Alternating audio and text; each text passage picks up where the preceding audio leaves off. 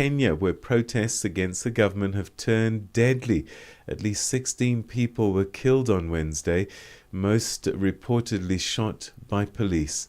That's according to Amnesty International Kenya, which has condemned the use of excessive force by the authorities. Thousands of Kenyans took to the streets on Wednesday to mark the one-year anniversary of deadly protests against a controversial tax bill. Some were hospitalized with gunshot wounds during rallies in Nairobi. It was not immediately clear who had shot them. Some protesters built barricades and others held up banners in the shape of hearts, roses, and white crosses. Police fired tear gas and water cannon to disperse crowds. They also blocked incoming traffic toward the central business district. Isolated clashes were reported in the port city of Mombasa. Not have extrajudicial killings going on. We are losing people every day. It is becoming a massacre in Kenya. As the protests widened to other towns, the Communications Authority of Kenya confirmed that it had ordered a halt to live broadcasts of the demonstrations. The burial of former Zambian President Edgar Lungu has been put on hold by the Gauteng High Court in Pretoria after the Zambian government and the Lungu family reached an agreement to honor certain undertakings in their dispute. By agreement between the parties, an order is made in the following terms. The first to seventh respondents undertake not to proceed with the funeral and or burial of the late president pending the finalization of the application in prayer 5. This means that the remains of Lungu may not be buried until the final determination of this matter, which is set to be heard on the 4th of August 2025. Turning to Libya, the UN's Special Representative Hannah Serwa Tete has urged the government of national unity to fully restore humanitarian operations. She voiced concern over recent armed clashes in Tripoli while briefing the UN Security Council. Following the clashes, I'm particularly alarmed by the discovery of mass graves in the Abu Slim area. Emerging evidence indicates grave human rights violations, including extrajudicial killings, torture, and enforced disappearances that were allegedly committed by state security actors, notably the Stability Support Apparatus. The presence of charred remains, unidentified bodies in morgues, and a suspected unofficial detention site at the Abu Salim Zoo underscores the scale and gravity of these abuses. These incidents highlight the urgent need for security reform rooted in human rights and independent access to all detention facilities. While national committees have been announced, an independent investigative mechanism is also important to help ensure truth, justice, and accountability, and also to ensure that this practice does not continue. On Africa's dry western frontier, Mauritania has emerged as an unexpected focal point in Ukraine's expanding diplomatic campaign against Russia. Kiev has opened an embassy in Nouakchott, one of 8 new missions across Africa since Russia's 2022 invasion. One of the main tools at its diplomatic disposal has been food. Under the Grain from Ukraine initiative launched towards the end of 2022, it has sent nearly 300,000 metric tons of food aid to the continent. At an embassy in Kinshasa, opened in 2024, Ukraine's ambassador to Congo, Vasilian Hamianin, said Ukraine has to, quote, be active to gain friends. And Ukraine has a lot of things to present, a lot of things to propose, and a lot of things to get involved with on the African continent. In Mauritania, the food aid has mostly been destined for Mbera, West Africa's largest refugee camp. It houses a soaring number of Malians fleeing violence across the border. Ukraine's diplomatic ambitions, however, extend beyond humanitarian aid.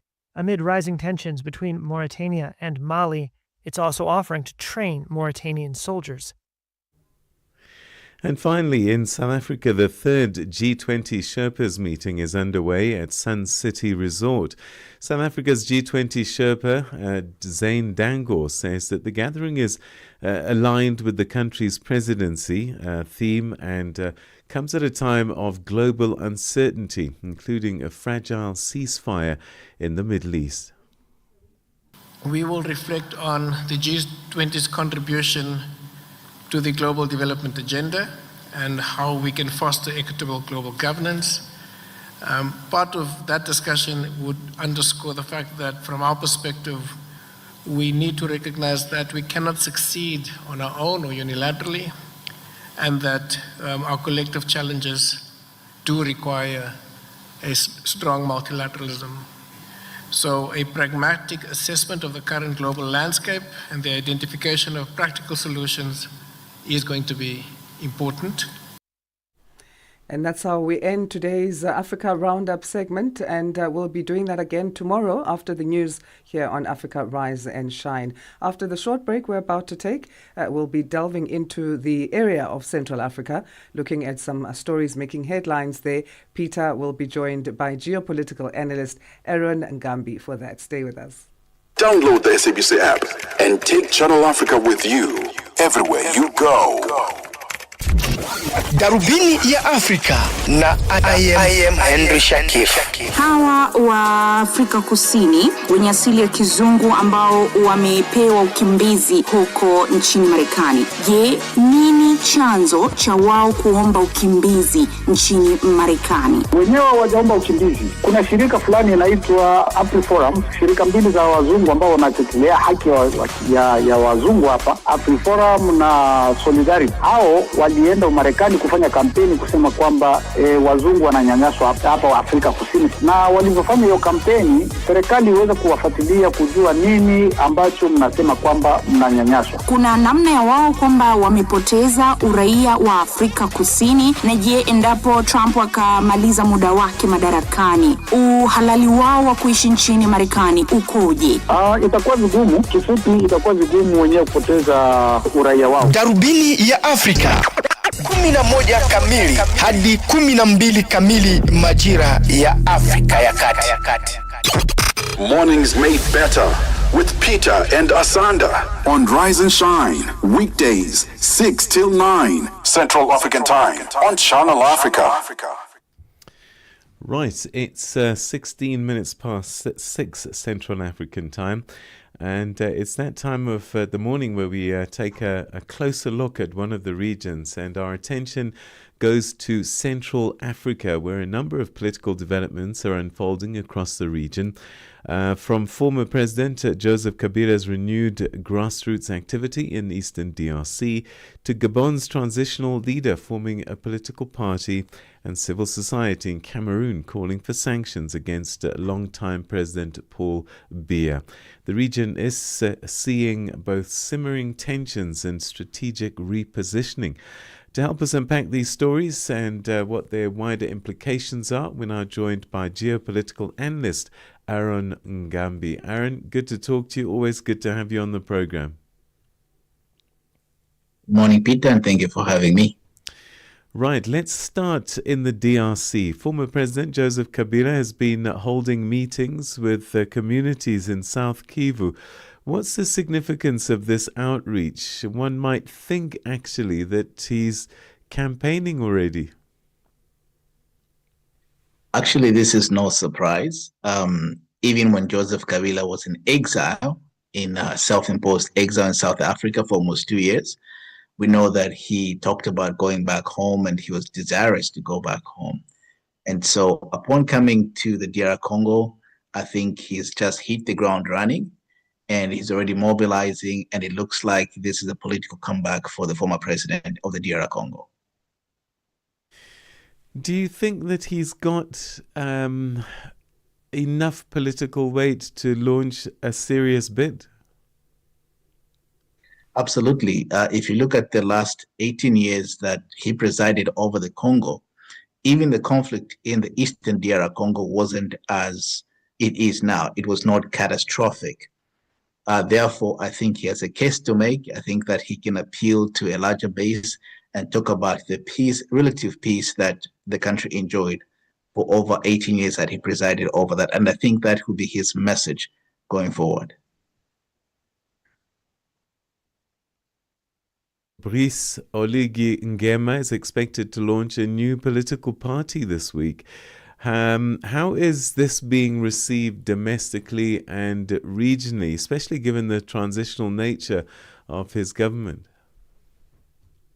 Well, he's only been in government for about 2 months now, but he's an interesting figure. He's a military general, and he won an election as an independent candidate.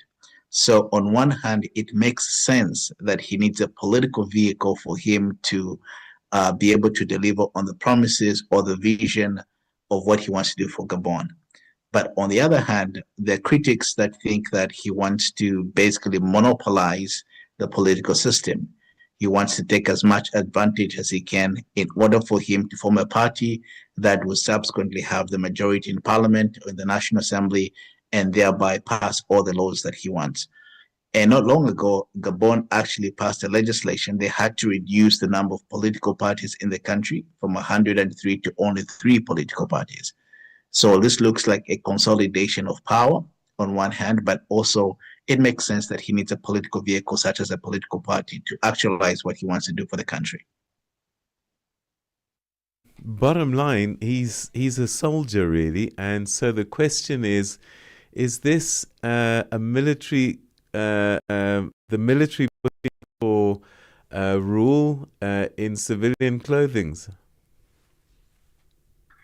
Well, I mean, Peter, this is not the first time that we see a military general ascending to power. I mean, if you look at Nigeria, for example, the former President Buhari, who once was a head of state through a military coup and then came back as a civilian, president of a country, as head of state through the ballot. So this is not strange, but yes, we've had generals turned politicians. Some of them have done well, some of them it's a sad story. So we just wait and see. I think we have to give him a benefit of a doubt.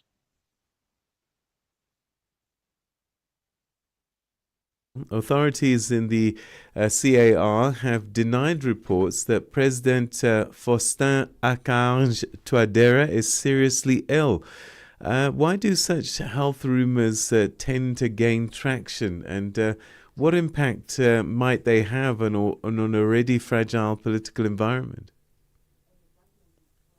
When you have a head of state go missing for a few days, such as the president of the Central African Republic, and we know that he's been missing since I think Saturday, and he's been in Belgium receiving medical treatment. On that part, the government does not deny that he's receiving medical treatment, but I think that the dispute is that he's not severely ill. And when you have a head of state go missing for a few days, it's a cause concern for the public. And the public has to be informed what the status of the president is. But in this case, I don't think government is disclosing as much. Therefore, the implications are that the country is going to the elections very soon. And so the people will have to decide, do they want a president that is healthy? Do they want someone else that can take over the reins of power? Or do they want a president that is ill and can pull through an election? What's the current political landscape like in the Central African Republic at this time? What sense do you get? Well, it's a little bit fragile right now as we speak, and also rumors don't help the situation because then there's a lot of uncertainty, and this is why the government officials are calling for calm, because they know that this can get out of hand quickly. The situation is not as stable. And like I said, it's an election year for them. And so if you have a head of state or president that goes missing and you're a few months before an election, it becomes very difficult. And anything is bound to happen.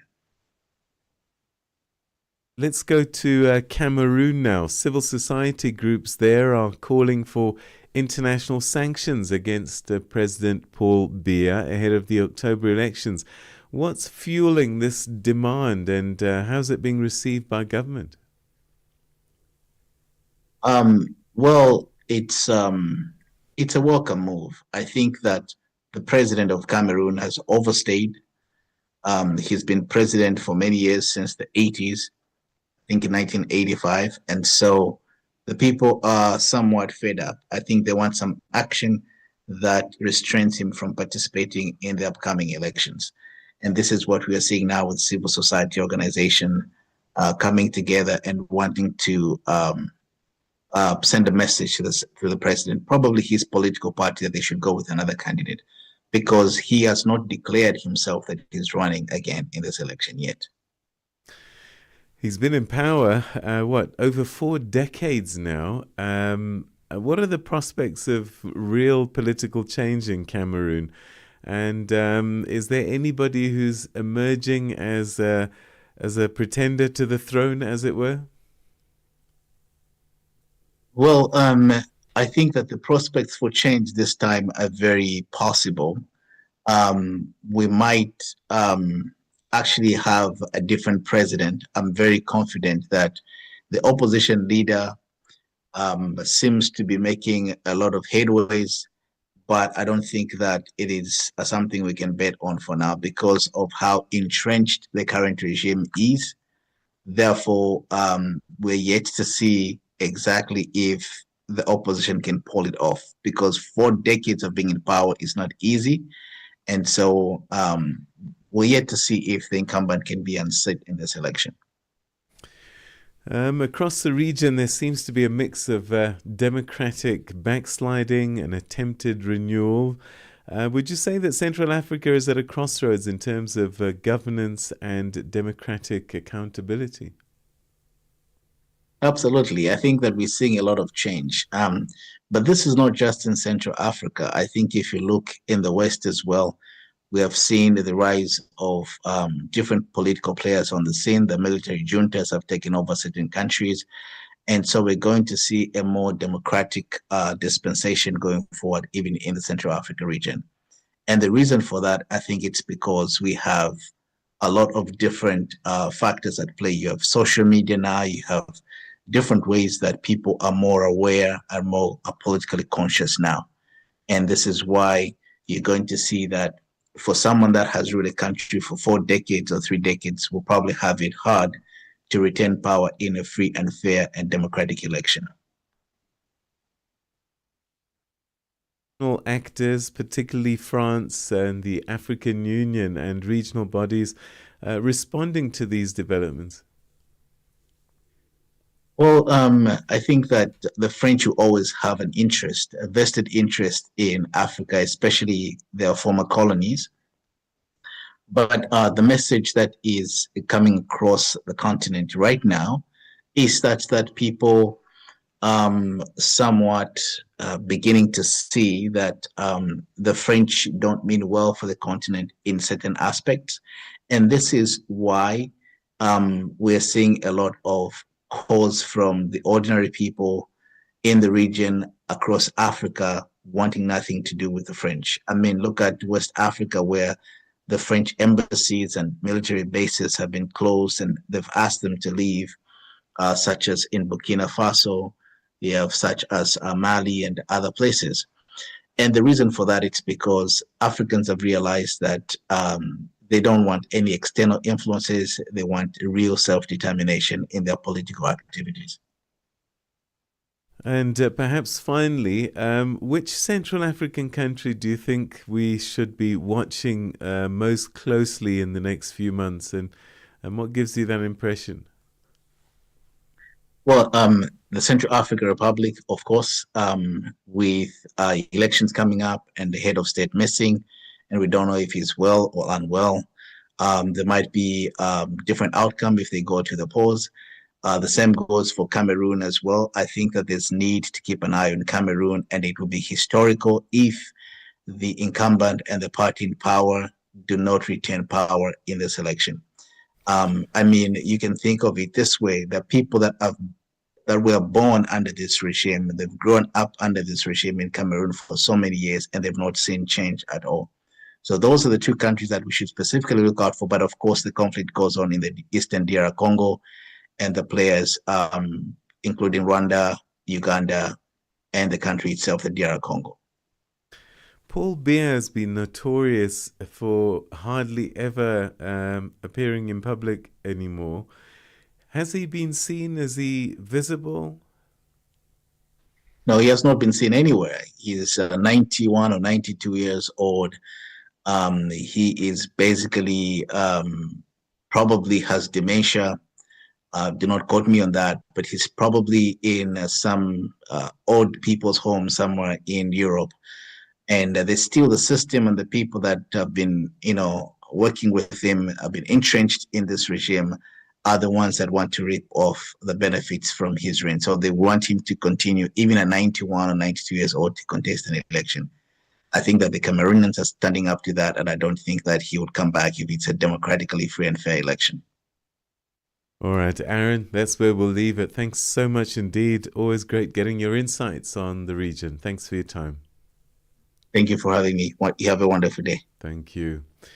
That was geopolitical analyst Aaron Ngambi helping us unpack the latest political developments across Central Africa.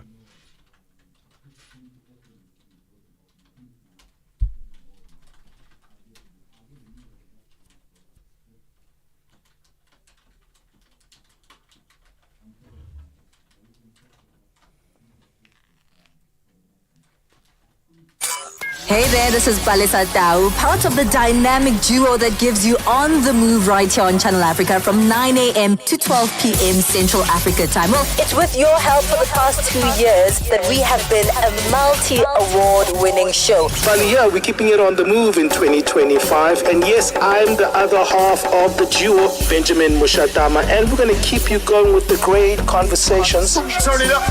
Okay. On the Move comes back in 2025 to give you more of the content that made us a Maldo and to deliver that bold, boundary-pushing content that you love. And of course, giving you a ride through the 3 hours of news, views, and entertainment. Every weekday from 9 to midday Central African time, right here on Channel Africa. The African perspective. Cool. Let's go.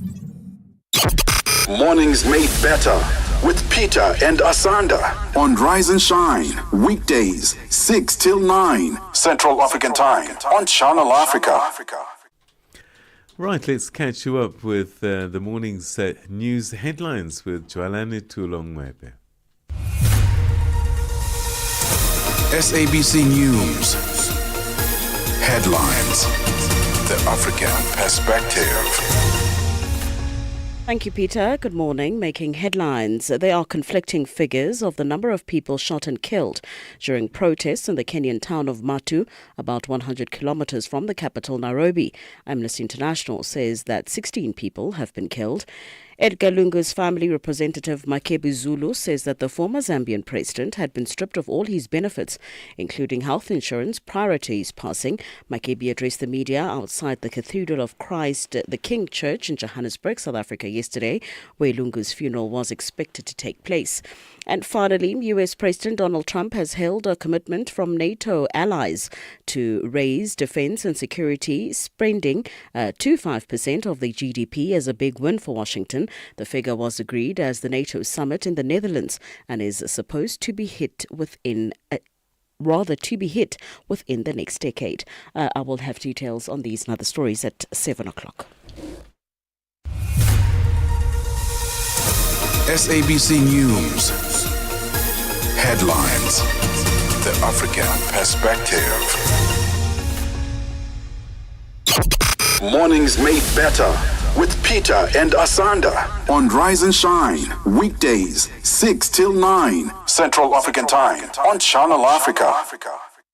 Well, let's find out about South African soccer club Mamelodi Sundowns having been eliminated from the FIFA Club World Cup.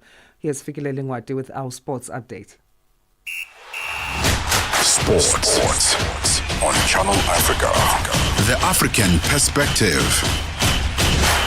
Good morning, guys. Indeed, we begin with that story. Mamelodi Sundowns have been eliminated from the FIFA Club World Cup after a 0-0 draw with Brazilian champions Fluminense in Miami Gardens, Florida on Wednesday night. The South African champions needed a win to advance to the round of 16, but were unable to break down a disciplined Fluminense side, who progressed instead. Head coach Miguel Cardoso named an unchanged starting 11 from the 4-0 defeat to Borussia Dortmund on Saturday, while Fluminense opted to rest veteran centre-back Thiago Silva. The result sees Fluminense progress to the last 16, while Sundowns, who exit the tournament with 1 win, a draw and 1 loss from their 3 group stage matches, can hold their heads high for exceeding expectations on the world stage. Sundowns became the last of 4 African representatives in the competition eliminated, though Wydad AC still have a match left to play. Some more football news. The Central African Republic CAR have named a 30-man provisional squad and launched intensive preparations for their historic debut at the Total Energy 2024 African Nations Championship CHAN, marking a new chapter in the country's footballing story. Led by coach Iloge Enza, the Flauvers de Ba Wabadwigi are undergoing rigorous daily training sessions at the Bethelami Bogandi Stadium in Bangui, with a double session scheduled every day. And today marks 9 days to start of the 2025 WAFCON in Morocco. Teams are starting to arrive in the North African nation for the tournament that gets underway on the 4th of July and conclude on the 26th of July. South Africa's Banyana are the defending champions. Coach Desiree Ellis says that players need to remember that they are also contenders in the competition despite being defending champions. Tell you about the camp. Yes, we're going in as defending champions, but we're going in as a contender as well. You mustn't forget that we're defending champions from 2022, but we also are a contender for this one, like everyone else. The camp has been tough. It's been difficult. Selection always is, and I think that is the hardest part of the job with the selections, because you have so many players raising their hands and you have to make sure that you get everything right, the combinations, the mix, everything. You have to look at the versatility of players, how that's going to impact later in the tournament. Let's end with tennis news. Emergency repairs were required at Eastbourne on Wednesday when the net broke during a match between Wimbledon champion Barbora Krejcikova and Britain's Jodie Burrage. Second seed Krejcikova was serving to stay in the second set when she appeared to get lucky with a forehand that ruffled the net and dropped over onto Burrage's side. The eagle-eyed Burrage looked mystified at how the ball had gone over and walked to the net to discover that a hole big enough for a ball to pass through had opened up. The point was then correctly awarded to Burrage, who went on to level the match on the Devonshire Park show court before ground staff arrived armed with thread, cable ties and scissors to carry out running repairs. For any sports stories you'd like to share with us, please do send an email to newsroom@channelafrica.co.za or call us on +2711 714 4459. This is Channel Africa Sport with me, Figile Lingwati. Sports on Channel Africa. The African perspective. Channel Africa, where every moment is an African celebration. Feel the energy. Feel the connection. Channel Africa, the African perspective. In this episode of Channel Africa Conversations, Peter talks to Dr. Tulisile Buddha, an academic, author, and an expert in indigenous knowledge systems. Join us for a compelling discussion on preserving African languages and traditions in the digital era. Dr. Tulisile unpacks the role of educators, explorers, and how technologies like AI can support cultural preservation, and challenges us to rethink how we honor African heritage. You can find the episode on YouTube, SABC Plus, and on our website, channelafrica.co.za. This episode is a must-listen for educators, creators, and change makers across the continent. Channel Africa, the African perspective. Wake up, Africa. Peter Ndoro and Asanda Beda are here to help you rise and shine. Weekdays, 6 till 9 a.m. Central African Time. Only on Channel Africa. And it's time for your news. Here's Tabiso Luhuko.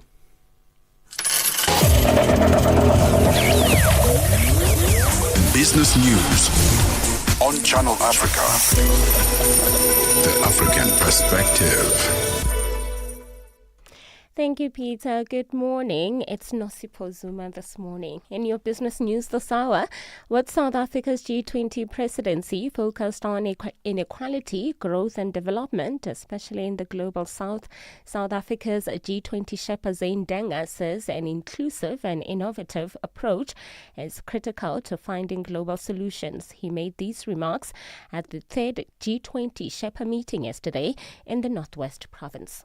To ensure that we do reach out for inclusivity and that we also reflect our own collective aspirations. we have the time ahead of us to identify innovative approaches and also to delve into the under-addressed issues of global importance, thereby genuinely enhancing the G20's impact and its contribution to addressing emerging global challenges.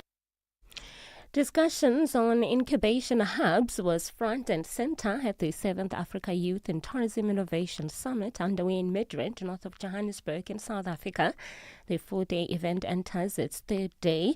The summit has brought together young people from different parts of Africa as well as tourism industry players. They are looking at empowering the youth through entrepreneurship, small enterprises, development, personal transformation, and self-actualization. Africa Youth Tourism co-chairperson Akwazi Obeng says they want to see the youth creating jobs in the tourism sector. This program that we're hosting now is testimony to what we're trying to do to incubate young people in tourism. So we run the challenge every year, and we encourage all participants from across the continent to submit innovation challenges to be able to showcase to investors what their minimum viable products could be to attract interest from other participants in the tourism industry. So that is what's one avenue we're using to encourage young people to get into the sector. Also, secondly, we run an incubation hub. So post this event, we put through the incubation hub where we mentor, we coach, and we're able to help them develop solutions for the tourism industry.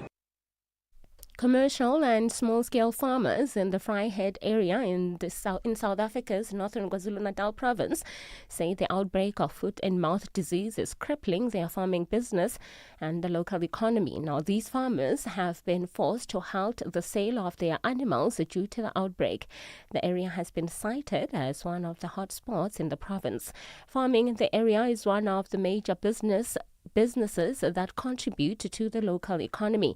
34-year-old Wesley Glutz is among the affected commercial farmers.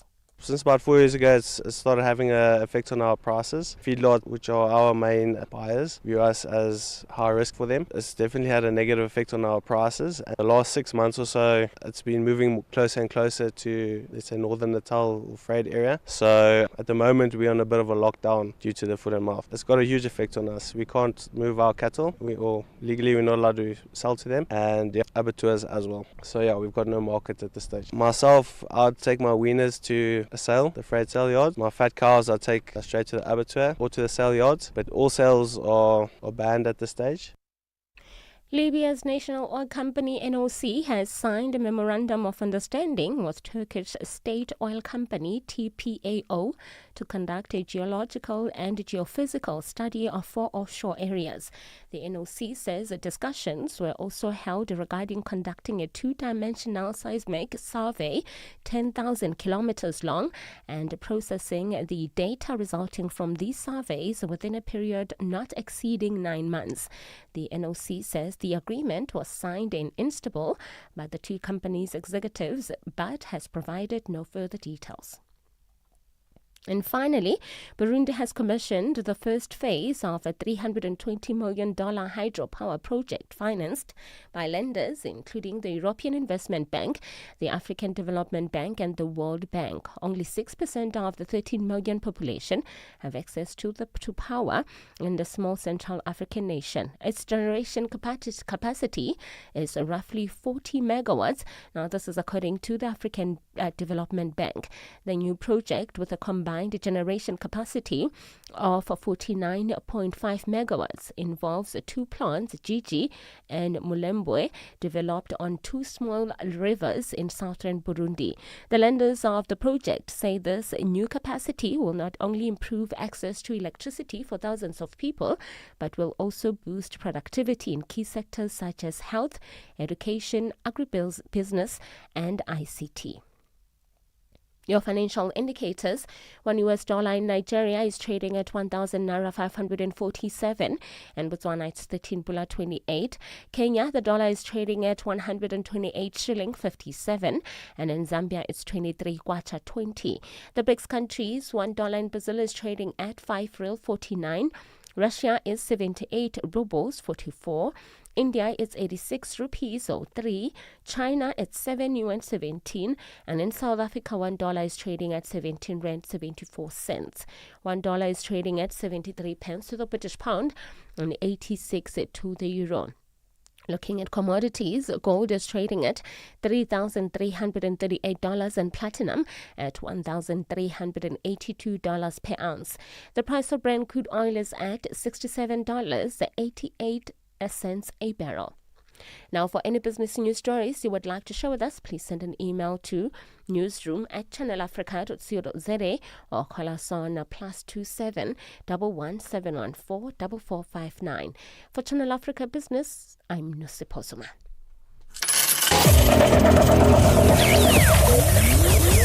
Business news on Channel Africa. The African perspective. G20 in Africa, exclusive to Channel Africa. Time for that G20 fact for this Thursday, the 26th of June.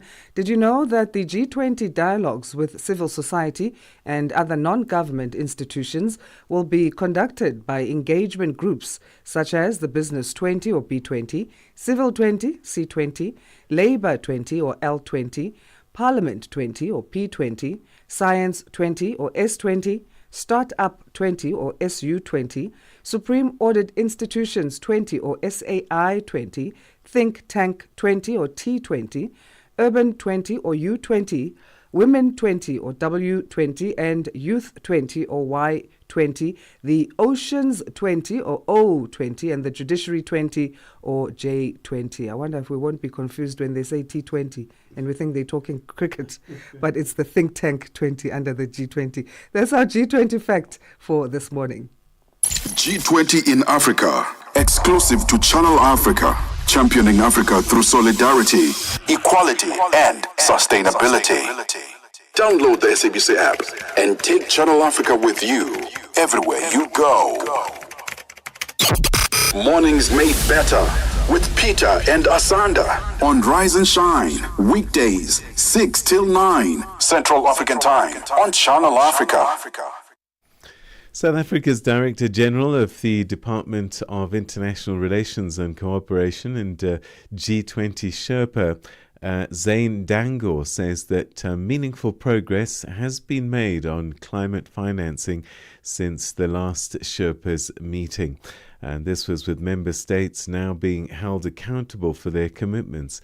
Dangor was speaking at the opening of the third G20 Sherpas meeting, currently underway in the Northwest Province in South Africa.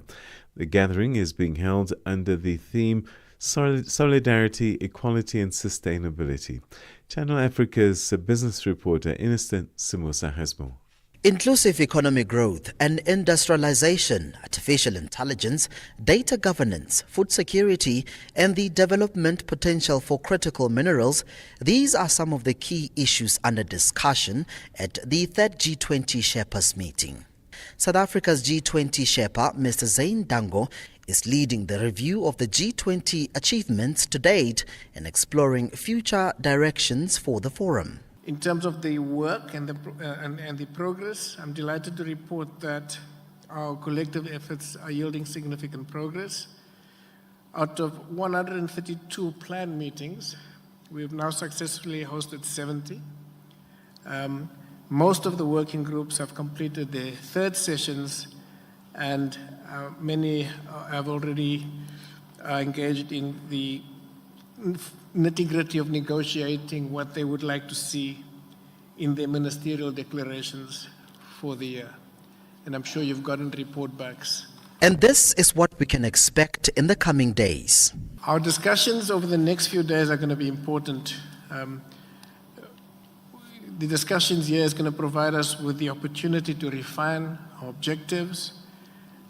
We'll get report backs from some of the working groups and task teams, and we'll look at how they align with the priorities we've set out, and to ensure that we do reach out for inclusivity and that we also reflect our own collective aspirations. Amid rising geopolitical tensions and a surge in protectionism, UN G20 Sherpa Nelson Mafu says the G20 is making meaningful strides to ensure multilateralism remains effective and inclusive, particularly for global trade and cooperation.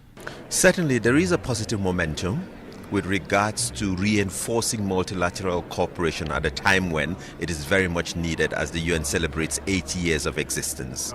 And the G20 presidency under South Africa is contributing positively to this notion of reinforced solidarity around sustainable development and equality, because it is time to reform the global governance architecture, but also ensure that financing for development and climate action is something that benefits developing countries, and the UN is accompanying the South African presidency in that regard. And so we are encouraged by the momentum. There's a lot more work that needs to be done by member states of the G20 and others, and we're here to accompany that process, to advocate for positive change, and hopefully we will see that really materialize in the Financing for Development conference that is coming up at the end of this month in Seville. However, Mafo says there is a gap regarding climate financing. Climate financing, are we making progress in that regard? What are the focus priorities? There is a gap of about $4 trillion for sustainable development financing. And when you layer on that climate financing as well, you realize we're nowhere on track to be able to achieve as quickly as we need to financing that will make a difference. So a lot of effort has to be done.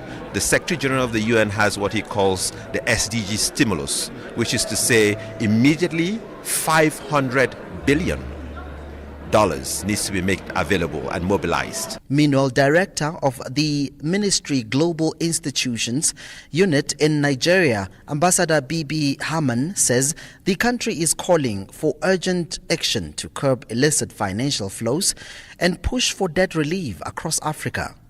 As Nigeria, we advocate for the priorities set aside by South Africa in the G20, which also tailored to the emancipation of Africa.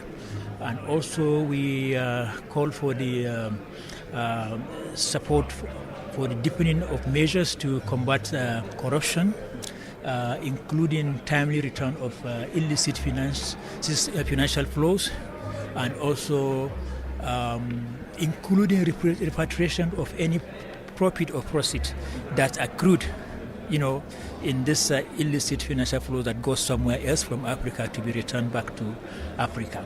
And we also support the adoption of UN Framework Convention on international tax cooperation to ensure African economies are no longer shortchanged through tax evasion. For Channel Africa News, I am Innocent Samosa at the third G20 Sherpas meeting in Northwest Sun City. G20 in Africa, exclusive to Channel Africa, championing Africa through solidarity, equality, and sustainability. Young people are taking the spotlight in shaping the future of tourism in Africa as the 7th Africa Youth in Tourism Innovation Summit kicked off on Wednesday in Johannesburg. The 3-day gathering brings together youth-led startups, tourism officials, and policy makers from across the continent.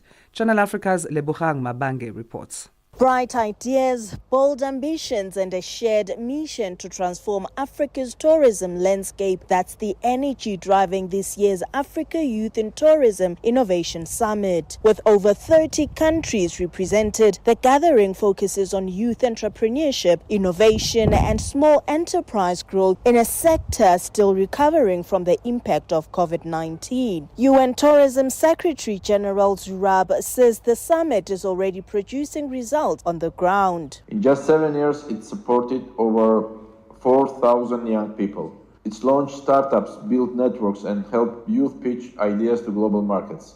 With partners like Cape Peninsula University of Technology and Namibia University of Science and Technology, we support the Africa Tourism Innovation Hub, a growing space for small businesses and future thinkers. All this aligns with our agenda for Africa, focused on people, planet, and prosperity. Also speaking at the event, Emmeline Jerry Mburu Ndoria from the AFCFTA Secretariat noted the summit's role in bridging the gap between policy and private sector entrepreneurs. It is also through such platforms that we so participated in what we call the Africa Tourism Leadership Forum that is also run by ATP. And so this has brought to us, or has helped to actually reduce the gap between the entrepreneurs, and that's the private sector, and the policymakers in which we work with. South Africa's Department of Tourism, speaking on behalf of Minister Patricia de Lille, emphasized the need to rethink how tourism contributes to economic inclusion. Here's Dr. Sipho Ngomane, Chief Director for Tourism Sector Human Resources Development. Youth unemployment remains one of the greatest challenges facing the continent.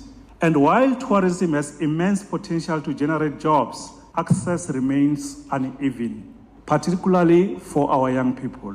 That is why we must reimagine tourism, not just as a leisure industry, but as a strategic platform for innovation, skills development, digital transformation, and inclusive entrepreneurship. The importance of building a skilled tourism workforce was highlighted by Elsia Grandcourt, Director of the Africa Department at UN Tourism. She says education and technical training are essential for transformation in the sector. As adequate skills and marketable profiles are crucial to respond to the evolving needs of the tourism sector, access to education and human capital development strategies are thus key to build a qualified tourism workforce with technical expertise, vocational and managerial skills, which deem paramount to innovate, modernize, and transform Africa's tourism and travel industry.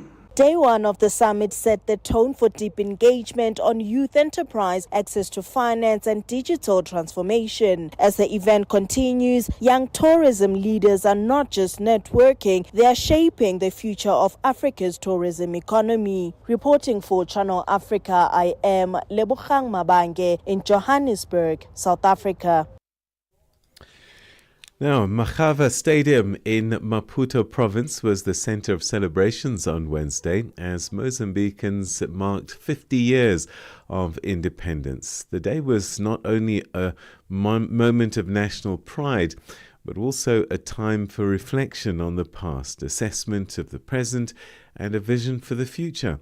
Here's our reporter, Milton Malulek. Moçambicanos e moçambicanas, operários e camponeses. Mozambicans, workers and peasants, workers in the plantation, sawmills, mines, railways workers, port and factories, intellectuals, civil servants, students, Mozambican soldiers in the Portuguese army, patriot men, women and young people, in your name, Frelimo solemnly proclaim today the general armed uprising of the Mozambican people against Portuguese colonialism for the conquest of the total and complete independence of Mozambique. 50 years ago, the first president of independent Mozambique, Samora Machel, declared the total and complete independence of Mozambique. 50 years later, it was up to President Daniel Chapo, in the same stadium where independence was proclaimed, to revive the memories of that day. A unique celebration in which we celebrate our achievements in this journey of 50 years of freedom, sovereignty, independence, and the building of our nation as single and indivisible people. 50 years of firm and determined progress from the breaking of colonial chains to the affirmation of our nation that traces its path and destiny in peace, unity and progress. Yesterday an oppressor and today a partner of Mozambique, it was up to Marcelo Rebelo de Sousa, Portuguese president, to congratulate Mozambique on its golden anniversary. But above all, hope for the future of Mozambique. I am here on behalf of Portugal to support Mozambique on this great day of joy, a day of responsibility, a day of commitment to the future, a day of youth. For the former First Lady and First Minister of Education of independent Mozambique, Graça Machel, asks that the country must embrace development. We need to do a lot in areas such as science and technology, in the areas of economics in general. Several heads of state from Africa and other countries participated in the ceremonies marking the 5th anniversary of Mozambique's independence, notably the presidents of Tanzania and Namibia, among others. The president of Namibia, Nangolo Mbumba, left the following message. Thank you. We are honored to be here as Namibians to celebrate together the 50th anniversary of Mozambique. How is the cooperation between Mozambique and Namibia? The cooperation between Mozambique and Namibia is very good, and we have to keep and maintain it. Invited to comment on Mozambique's independence jubilee, the former head of state of Botswana, Iam Kama, highlighted. Very much in solidarity with the people, and we express that we hope you have all the best for the future as well. We know you've been going through some challenges, but we hope that those now will be behind you going forward. It should be noted that Mashava Stadium is now called National Independence Stadium. From Maputo to Channel Africa News, I'm Milton Malulek.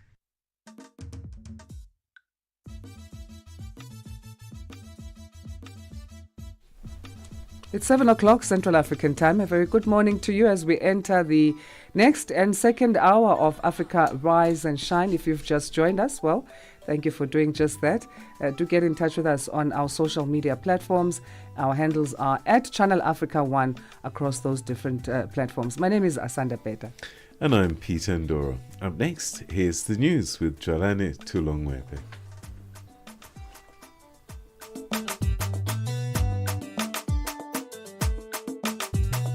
Download the SABC app and take Channel Africa with you everywhere you go. Hey there, this is Palisa Tau, part of the dynamic duo that gives you on the move right here on Channel Africa from 9 a.m. to 12 p.m. Central Africa time. Well, it's with your help for the past 2 years that we have been a multi-award winning show. Finally, here we're keeping it on the move in 2025. And yes, I'm the other half of the duo, Benjamin Mushatama, and we're going to keep you going with the great conversations. Okay. On the Move comes back in 2025 to give you more of the content that made us a Maldo and to deliver that bold, boundary-pushing content that you love. And of course, giving you a ride through the 3 hours of news, views, and entertainment. Every weekday from 9 to midday Central African time, right here on Channel Africa, the African perspective. Cool. Let's go. SABC News. The African perspective. Thank you, Peter. Good morning. There are conflicting figures of the number of people shot and killed during protests in the Kenyan town of Matu, about 100 kilometers from the capital, Nairobi. Amnesty International says that 16 people have been killed. Government is yet to release any figures. About 50 people have also been injured as thousands turned out to mark the anniversary of last year's anti-tax protests. The 25th of June 2024 remains one of the most turbulent days in Kenya's recent political history. According to the Kenya National Commission on Human Rights, at least 60 people were killed in recent weeks of unrest. Many families say they are still waiting for justice and accountability. Edgar Lungu's family representative Makebi Zulu says that the former Zambian president had been stripped of all his benefits, including health insurance, prior to his passing. Makebi addressed the media outside the Cathedral of Christ, the King Church in Johannesburg, South Africa yesterday, where Lungu's funeral was expected to take place. He further says this is an opportunity for the family to share their perspective following a court ruling that halted his burial. This is an opportunity for us to tell a story, the great story of President Beda. How that he lived as a president, served the nation as a president, and thereafter he was a person that was betrayed by the system, cast aside by the system, and now in his death they wish to come back and pretend as though they took care of him, pretend as though they were good to him, pretend as though he mattered to them, when in fact he never did. At least 17 soldiers have been killed in northern Nigeria, where gunmen stormed 3 army bases. This is the latest assault in a region plagued by violence. Armed gangs operating in the northwest, known locally as bandits, typically engage in kidnapping for ransom and target security forces. The Nigerian army confirmed the attacks but did not provide details. Insecurity has stretched Nigeria's military as it confronts armed gangs alongside Islamist groups Boko Haram and an Islamic State affiliate in the northeast. Zimbabwe is hosting a 2-day workshop on national public health institutes in Harare, aimed at strengthening the regional health infrastructure. This is in response to the COVID-19 pandemic that affected the entire world, but Africa was the hardest hit owing to poor health delivery. Participants include senior health officials, government leaders and public health professionals from across Southern Africa. Regional Director of the Center for Disease Control, Dr. Lul Rick. But specifically allow me to say these meeting themes is to strengthening information, knowledge sharing, and peer-to-peer mentorship in promoting healthy, equitable, resilient communities. U.S. President Donald Trump has hailed a commitment from NATO allies to raise defense and security spending to 5% of their GDP as a big win for Washington. The figure was agreed as the NATO summit in the Netherlands and is supposed to be hit within the next decade. Trump has long demanded that European nations and Canada take more responsibility for their own security. European nations have voiced reservations about the level of defense expenditure. Trump said this was also a win for other NATO members. When the allies reach this number, it will add more than $1 trillion a year to our common defense, and this is a monument to victory, but it's a monumental win for the United States because we were carrying much more than our fair share. It was quite unfair, actually. But this is a big win for Europe and for actually Western civilization. For any news stories you would like to share with us, please do send an email to newsroom@channelafrica.co.za or call us on +27 11 714 4459. Headlines at 7:30 for Channel Africa News. I'm Jolani Tulo Webe. SABC News. The African Perspective. Download the SABC app and take Channel Africa with you everywhere you go. In our sports headline, the Springboks are treating the upcoming match against the Barbers as a test. Mamelodi Sundowns bow out of the Club World Cup after playing to a draw with the Brazilian side Fluminense. I'll be back with these and other stories at the bottom of the hour. Hey there, this is Palisa Tau, part of the dynamic duo that gives you on the move right here on Channel Africa from 9 a.m. to 12 p.m. Central Africa time. Well, it's with your help for the past 2 years that we have been a multi-award winning show. But yeah, we're keeping it on the move in 2025. And yes, I'm the other half of the duo, Benjamin Mushatama. And we're going to keep you going with the great conversations. Turn it up. Okay. On the Move comes back in 2025 to give you more of the content that made us a Maldo and to deliver that bold, boundary-pushing content that you love. And of course, giving you a ride through the 3 hours of news, views, and entertainment. Every weekday from 9 to midday Central African time, right here on Channel Africa, the African Perspective. Cool. Let's go. In this episode of Channel Africa Conversations, Peter talks to Dr. Tulisile Beda, an academic, author, and an expert in indigenous knowledge systems. Join us for a compelling discussion on preserving African languages and traditions in the digital era. Dr. Tulisile unpacks the role of educators, explorers, and how technologies like AI can support cultural preservation, and challenges us to rethink how we honor African heritage. You can find the episode on YouTube, SABC Plus, and on our website, channelafrica.co.za. This episode is a must-listen for educators, creators, and change makers across the continent. Channel Africa, the African Perspective. Ritmos e cultura com o embaixador da música africana e lusófona, Jacob Wagantivani. Mombari nanga Kasongo mbona wewe songa libala oh yeah mbona wewe mobali nangae tem sentido tanto a sua falta e do ritmo de cultura onde você esteve, meu querido embaixador.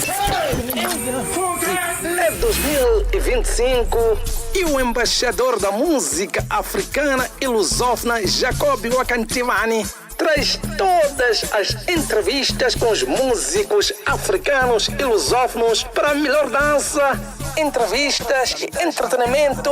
Não perca! Todos os domingos, das 20 às 21 horas de Johannesburg, aqui no Canal África, a perspectiva africana. Download the SABC app and take Channel Africa with you everywhere you go. Zilipendwa na I am Henry Shekif. Baiter, mambo vipi? Poa. Mwaka 2025 mpaka hivi sasa ukoje kwa upande wako mzee baba? Kabisa, kwa sababu tumejiandaa vizuri. Kama mwaka jana tumefunga vizuri na Septemba, mwaka huu tumefungua vizuri na hatari sana. Mzee umejipanga, utaki kutupumzisha? Maana mwanzo walikuwa wanalalamika sana, you spend long time without releasing songs blah blah. Now I need to back to back. Platform, mambo vipi? Mambo poa kabisa, wanasemaje uko SA? Yani huku kuna shangwe, yani la kufa mtu, sikwambie mtu babu. Hii ni mara yangu ya kwanza pia kusikika kwa pande hizo za South Africa. Karibu sana, unajisikiaje? Kwa hiyo nina furaha kubwa sana kwa sababu ni mara yangu ya kwanza na I hope watu watakuwa wananisikiliza, watu wengi pia. Ili uweze kuvuka nje, watu waweze kukufahamu, tuseme West hivi na nchi tofauti, ni lazima pia uanze kufanya vizuri hapa nyumbani, then uvuke East Africa, after East Africa. Zilipendwa hapa kwenye Channel Africa, taswira ya Afrika. Wake up, Africa. Peter Ndoro and Asanda Beda are here to help you rise and shine. Weekdays, 6 till 9 a.m. Central African Time. Only on Channel Africa. Widespread anti-government protests rocked Kenya on Wednesday, leaving a mixed number. We're not quite sure, and we're hopefully going to try and get to the bottom of the casualty list. Many that have been hospitalized with gunshot and rubber bullet wounds. The demonstrations, which coincided with the one-year anniversary of similar deadly protests, were largely driven by growing public anger over the proposed tax hikes under the Finance Bill 2025. As tensions escalated, Kenyan authorities repeatedly deployed a heavy police force, and several major television stations were temporarily taken off air, raising serious questions about press freedom and democratic expression. To unpack these developments and their implications for Kenya's political climate, we're now joined by Terville Okoko, who's the communications consultant and former chairperson of the Kenya Union of Journalists. Thanks very much indeed for joining us, and welcome to the program.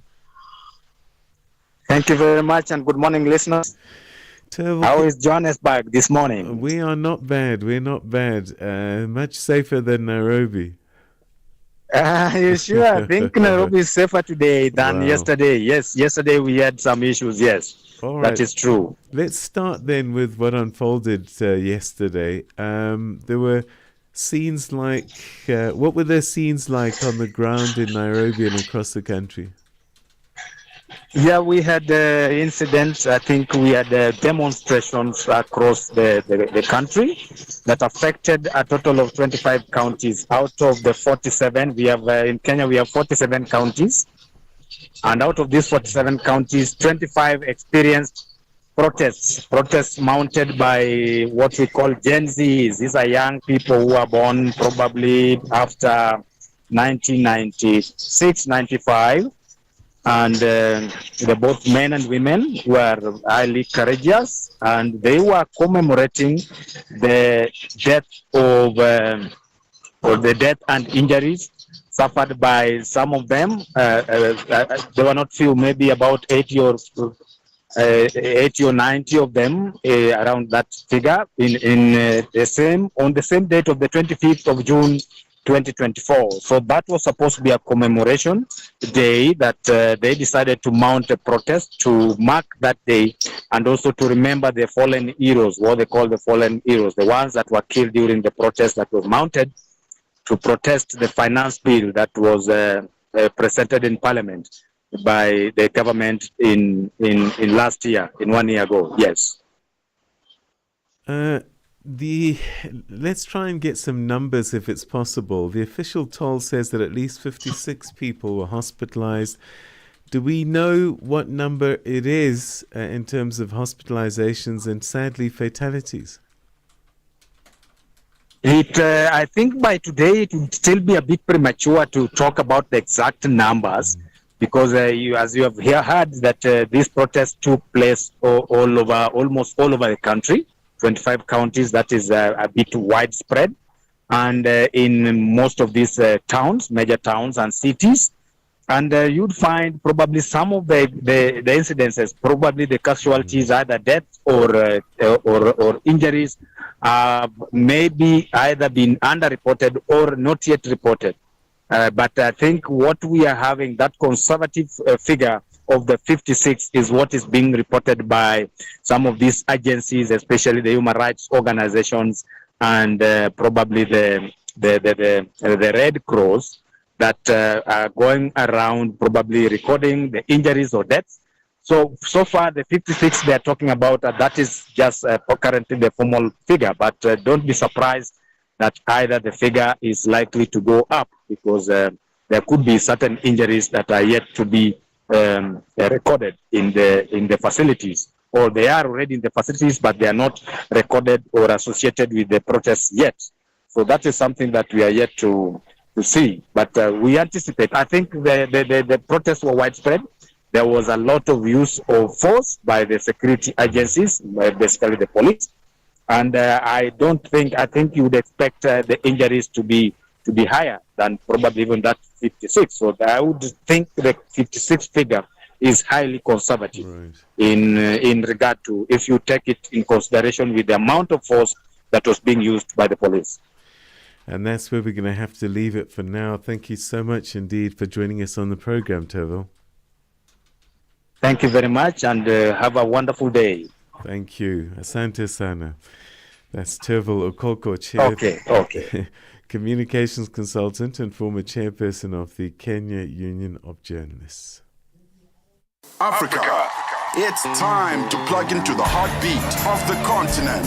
Tune in to Channel Africa, your go-to radio station that broadcasts in 5 different languages. L'Afrique du Sud célèbre la journée nationale du Kabla hujaitwa kwa jina la Double K or more of our forests have been destroyed. Kamo kutuli branchi ndi Partido Africano da Independência da Guiné. See, Channel Africa represents every corner of this amazing land. From Lagos to Cape Town, Nairobi to Dakar, we've got you covered with the freshest news, music, and cultures. So, turn up the volume, feel the rhythm.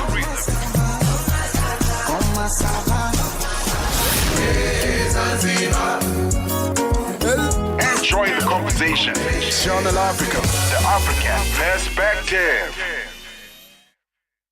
Download the SABC app and take Channel Africa with you everywhere you go. Wake up, Africa. Peter Ndoro and Asanda Beda are here to help you rise and shine. Weekdays, 6 till 9 a.m. Central African Time. Only on Channel Africa. Right, let's continue on that story. Moving to Kenya, or staying in Kenya. Reports say dozens of people have been killed and hundreds injured during nationwide protests in Kenya as outrage grows over police brutality and government corruption. The violence marks the anniversary of last year's deadly youth-led demonstrations. Ernest Cornell, a senior communication officer at the Kenya Human Rights Commission, joins us now to discuss in terms of, from his perspective, what happens and what this means for human rights. Ernest, thank you for joining us. Good morning to you. Good morning, Asanda. How are you? How is South Africa? We are well, thank you so much. Thank you for making time. the reports are conflicting in terms of how many people have been killed, how many have been injured. We now just spoke earlier to Terville, who was saying that it's still early to confirm those reports. What do you know in terms of how many people have been killed and injured, according to latest figures? So as at 5 p.m. yesterday, 11 people had been shot dead by the police. Over 400 had been injured. Some sought medical attention and were discharged. About 83 were still in hospital. And among those, at least 15 were nursing gunshot wounds. 61 had also been arrested. Yes, it's true. It's still too early to confirm the death toll as a result of police violence, because the data I'm giving you was as of 5 p.m. yesterday. Today we are going to. The situation was really developing quickly, and we are likely to see even worse. So today we are going to confirm the actual toll, the actual number of casualties as a result of police violence yesterday. So if we'll be speaking around 2 p.m., the figure would have changed drastically. We saw images on social media of media reporters dressed in helmets, dressed in bulletproof vests, but this was supposed to be peaceful protests. What happened, if that's the image that we are even seeing? They look like they're reporting from a war-torn area. This is what usually happens when Kenyans go on the streets to demand for their rights. They present themselves peacefully, but police come with excessive force. They will come with batons. They will come with water cannons. They will come with guns, bullets, tear gas, and they are trigger happy, and they unnecessarily use force. That's why you'll see reporters covering themselves, getting jackets labeled press, getting their helmets, so at least to protect themselves from any kind of brute force from police. So this is the making of the state. What kind of accountability is realistically possible in Kenya's current climate? And as it speaks to human rights, you say that things seem to be getting worse. Yeah, so how accountability looks like is, for those who pulled the trigger yesterday, they must be held accountable. They can't walk away from this. They must face the law. Those who caused the protest of yesterday to take place, they also must face the law. Remember, yesterday people took to the street to demand justice for the people who were killed during the protests the same time last year. You'll think that the state will learn and stop violence, but instead they still went ahead and killed people. The same demands that these people are trying to make, to bring forth to them to stop. This is something that it appears that it's an ending, and we are demanding that it has to stop. Something else that also triggered people to go on the street was the death of school teacher Albert Ojwang. Albert Ojwang was arrested in Homa Bay, taken about 300 kilometers to Nairobi, and died in police custody. As always, Kenya has a history of covering up such crimes, and they were claiming that Albert Ojwang banged himself on the wall and died. So they were claiming that he committed suicide. But autopsy reports revealed something else, revealed that Albert Ojwang was tortured to death. Well, we're going to leave it there for now, and thanks for your side of the update, Ernest. We appreciate your time. Thank you, Asanda. Ernest Cornell is Senior Communication Officer at the Kenya Human Rights Commission, giving us another angle to what's happening there in terms of protests and what these mean for human rights. The President William Ruto of Kenya, saying that he publicly backs the police, but also calling protesters a threat. How do peaceful protesters turn from peaceful to being a threat? We don't know. That story we'll be covering as it continues to grow and unravel. No matter where you are, Channel Africa is always with you. Ritmos e cultura com o embaixador da música africana e lusófona, Jacobi Wakantivani. Mombali nanga Kasongo mbona wewe songa libala oh yeah. Mbona wewe mobali nangae. Tem sentido. Tanto a sua falta. E do ritmo de cultura. Onde você esteve, meu querido embaixador? É 2025 e o embaixador da música africana e lusófona Jacob Wakantivani traz todas as entrevistas com os músicos africanos e lusófonos para a melhor dança, entrevistas e entretenimento. Não perca! Todos os domingos, das 20 às 21 horas de Johannesburg, aqui no Canal África, a perspectiva africana. Mornings made better with Peter and Asanda on Rise and Shine, weekdays 6 till 9 Central African Time on Channel Africa. Right, let's take a look at this story, which takes us to South Africa. As South Africa marks 70 years of the adoption of the Freedom Charter, researchers and academics say that it's worrying that there are people who continue living under severe deprivation of basic human needs. This, they say, in spite of the historic document being adopted in June 1955, outlining a vision of a prosperous South Africa. The freedom, which with its principles of democratic governance, social and economic justice. Calvin Gludla reports. 26th June 1955, thousands gathered in Kliptown, Soweto, to outline the vision of a new non-racial and prosperous South Africa which espouses and respects human rights, social justice, and where there's equality for all. Academic Professor Pitika Ntuli had hoped that as the country marks 70 years since the adoption of this historic and visionary document, it would be miles ahead when it comes to socio-economic development. It's very, very, very, very, very depressing, but at the same time, we just need to hope. I was hoping that with the government of national unity, where different people come, each and every party would like to prove itself to be really worthy of it. That's the only chance we have.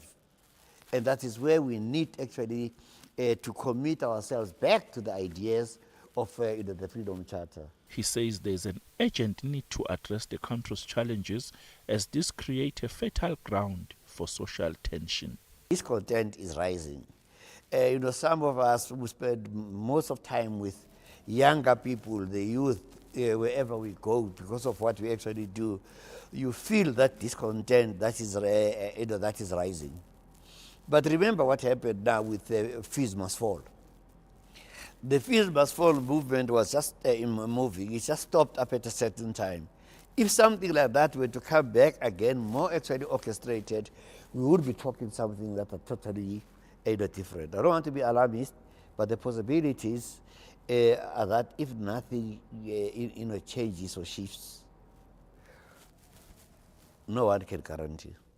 According to some analysts, it's clear that what was envisaged for South Africa in the Freedom Charter has not translated into the lived experiences of the masses on the ground. You read the Freedom Charter today and you see the extent to which most of our people are not enjoying the freedom that was envisaged by the people who contributed to the adoption of the Freedom Charter. So it could even be argued that the Freedom Charter from the perspective of today is almost the unfreedom charter. It defines precisely how unfree our people still are. A veteran journalist and editor, Mondli Makanya, traces some of the impediments to South Africa's achieving the vision and principles of Freedom Charter to the ANC's Polokwane conference. I think the big breaking point was the ANC conference in 2007 when the ANC elected Jacob Zuma and other people around him.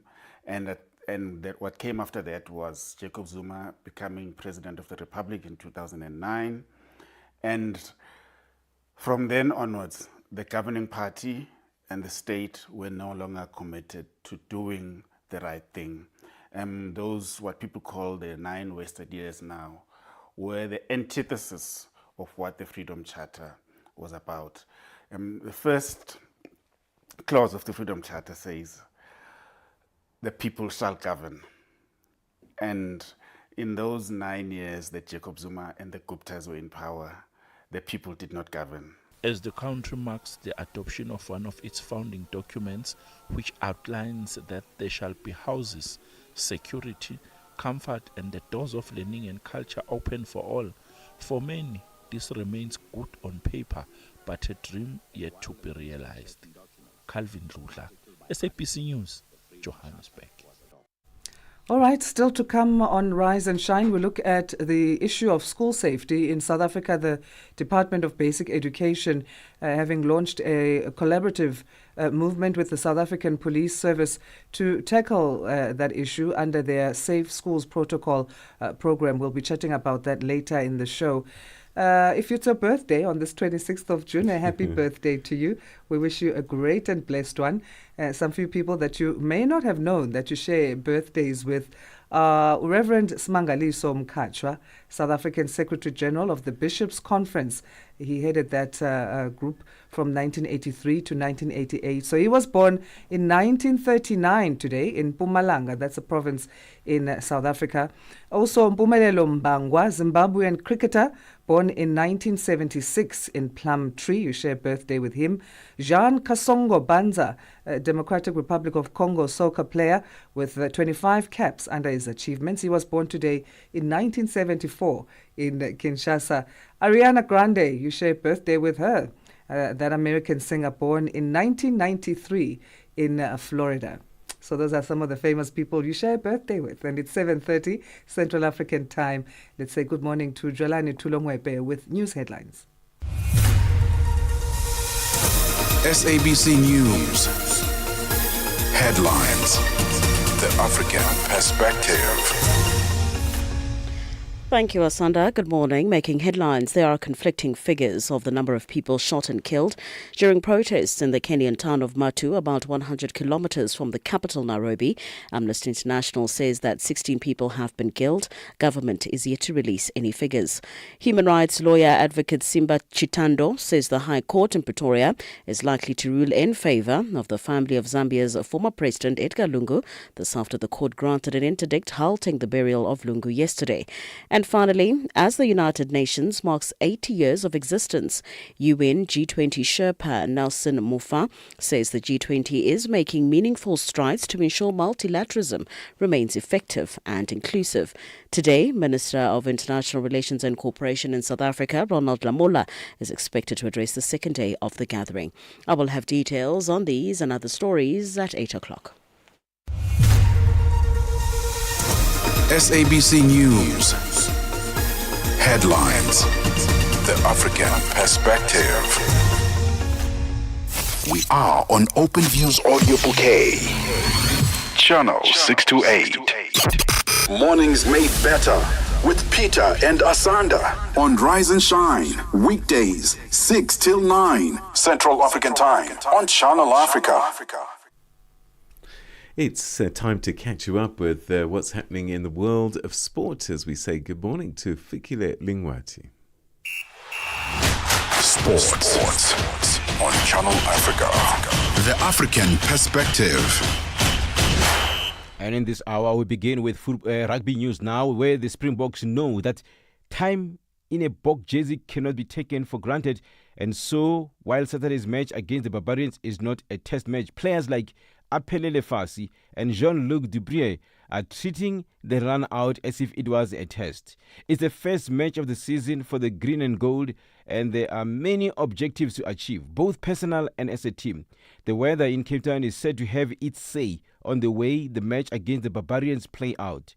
Bok fullback Apelele Fassi says the dreary conditions will affect the Barbars more so than the Boks. For us, it's not different how we're approaching the game. Maybe for them, it's quite different because obviously they're an entertaining team to entertain the Cape Town fans. But yeah, for us, it's we're gonna implement our physical battle, our physical game onto them, and how we want to play. So I think the weather for us doesn't really play a huge impact. The forwards are also anticipating something different from the invitational outfit. Eighth man, Jean-Luc Dubrier, says the makeup and the nationality of the Barbarians pack indicates that they will be relishing contact rather than spreading the ball wide. They're an expansive team and like to put on a display for the crowd. But I think the likes of Shannon Frizzell and Sam Kane and those boys, they're going to be coming hard. They're going to want to prove themselves against the box. And that's where we'll need to front up on Saturday, and hopefully we do that. Now, football news. Mamelodi Sundowns have been eliminated from the FIFA Club World Cup after a 0-0 draw with the Brazilian side Fluminense in Miami Gardens, Florida on Wednesday night. The South African champions needed just a draw. They needed to win a game, but they drew against the Brazilian champions, and that eliminated them from the FIFA Club World Cup. And now Sundowns will follow in the footsteps of Al Ahly, while Wydad AC still have a match left to play, although they are also eliminated. Now, a total of 54 young Namibian netball players have been selected to represent their country at the upcoming all-ages netball tournament in South Africa. The youth competition is scheduled to take place from the 29th of June to the 2nd of July in Boksburg, South Africa's Gauteng province. This past weekend, the Namibian School Sports Union, NWSU, held trials to select the team that will travel to the neighboring country. Players were selected across various age categories. NWSU President Roger Kambaduku expressed satisfaction with the team, saying the focus should now shift to preparations. For any sports stories you'd like to share with us, please do send an email to newsroom@channelafrica or call us on +2711 714 4459. This is Channel Africa Sport with me, Figile Lingwati. Sports on Channel Africa. The African Perspective. Get Channel Africa on DSTV Audio Bouquet. Channel 802. Download the SABC app and take Channel Africa with you everywhere you go. Mornings made better with Peter and Asanda on Rise and Shine. Weekdays 6 till 9 Central African Time on Channel Africa. Let's now check in with the world of business as we get the latest economics news update from Nosipho Zuma. Business news on Channel Africa. The African Perspective. Thank you, Asanda. Good morning. In your business news, the SAWA, the National Union of Mine Workers of South Africa, NUM, has reported a decline in its membership for the 2024 financial year. The union saw a 1% drop, with over 1,400 workers in the mining sector leaving its ranks. NUMS released a secretariat report detailing the organization's status since its last Congress 3 years ago. The report attributes the membership decline to a range of factors. These include retrenchments, dissatisfaction among some members, company restructuring, technology displacements, and fatalities within the mining sector. Acting NUM General Secretary Mpopagedi addressed delegates gathered for the union's 18th elective Congress in Johannesburg. The other factor that we have raised is companies deliberately putting mines under what is called care and maintenance.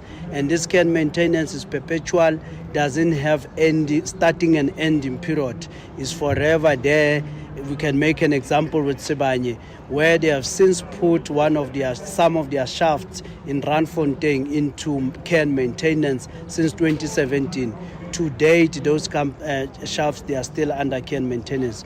So indeed, we experienced decline of membership on a year-to-year basis in the region of 1%, just above 1%. With South Africa's G20 presidency focused on inequality, growth and development, especially in the global south, South Africa's G20 Shepherd Zane Denga says an inclusive and innovative approach is critical to finding global solutions. He made these remarks at the third G20 Shepherd meeting yesterday in the Northwest Province. To ensure that we do reach out for inclusivity, and that we also reflect our own collective aspirations. We have the time ahead of us to identify innovative approaches and also to delve into the under-addressed issues of global importance, thereby genuinely enhancing the G20's impact and its contribution to addressing emerging global challenges. Discussions on incubation hubs was front and center at the 7th Africa Youth and Tourism Innovation Summit underway in Midrand, north of Johannesburg in South Africa. The 4-day event enters its third day today. The summit has brought together young people from different parts of Africa as well as tourism industry players. They are looking at empowering the youth through entrepreneurship, small enterprise development, personal transformation and self-actualization. Africa Youth Tourism co-chairperson Akwaz Obeng says they want to see the youth creating jobs in the tourism sector. This program that we're hosting now is testimony to what we're trying to do to incubate young people in tourism. So we run the challenge every year and we encourage all participants from across the continent to submit innovation challenges to be able to showcase to investors what their minimum viable products could be to attract interest from other participants in the tourism industry. So that is what's one avenue we're using to encourage young people to get into the sector. Also, secondly, we run an incubation hub. So post this event, we put through the incubation hub where we mentor, we coach, and we're able to help them develop solutions for the tourism industry. Commercial and small-scale farmers in the Vryheid area in South Africa's northern KwaZulu-Natal province say the outbreak of foot-and-mouth disease is crippling their farming business and the local economy. Now, these farmers have been forced to halt the sale of their animals due to the outbreak. The area has been cited as one of the hotspots in the province. Farming in the area is one of the major businesses that contribute to the local economy. 34-year-old Wesley Glutz is among the affected commercial farmers. Since about 4 years ago, it's started having an effect on our prices. Feedlot, which are our main buyers, view us as high risk for them. It's definitely had a negative effect on our prices. And the last 6 months or so, it's been moving closer and closer to, let's say, northern Natal or Vryheid area. So at the moment, we're on a bit of a lockdown due to the foot and mouth. It's got a huge effect on us. We can't move our cattle, legally we're not allowed to sell to them, and the abattoirs as well. So yeah, we've got no market at this stage. Myself, I'd take my weaners to a sale, the Vryheid sale yards. My fat cows I take straight to the abattoir or to the sale yards, but all sales are banned at this stage. And finally, Libya's national oil company NOC has signed a memorandum of understanding with Turkish state oil company TPAO to conduct a geological and geophysical study of 4 offshore areas. The NOC says the discussions were also held regarding conducting a 2-dimensional seismic survey 10,000 kilometers long and processing the data resulting from these surveys within a period not exceeding 9 months. The NOC says the agreement was signed in Istanbul by the 2 companies' executives but has provided no further details. Your financial indicators: $1 US in Nigeria is trading at 1,000 naira 547. In Botswana, it's 13.28. Kenya, the dollar is trading at 128 shilling 57. And in Zambia, it's 23 kwacha 20. The BRICS countries: $1 in Brazil is trading at 5 real 49. Russia is 78 rubles 44. India hits 86 rupees 03. China at 7 yuan 17. And in South Africa, $1 is trading at 17 rand 74.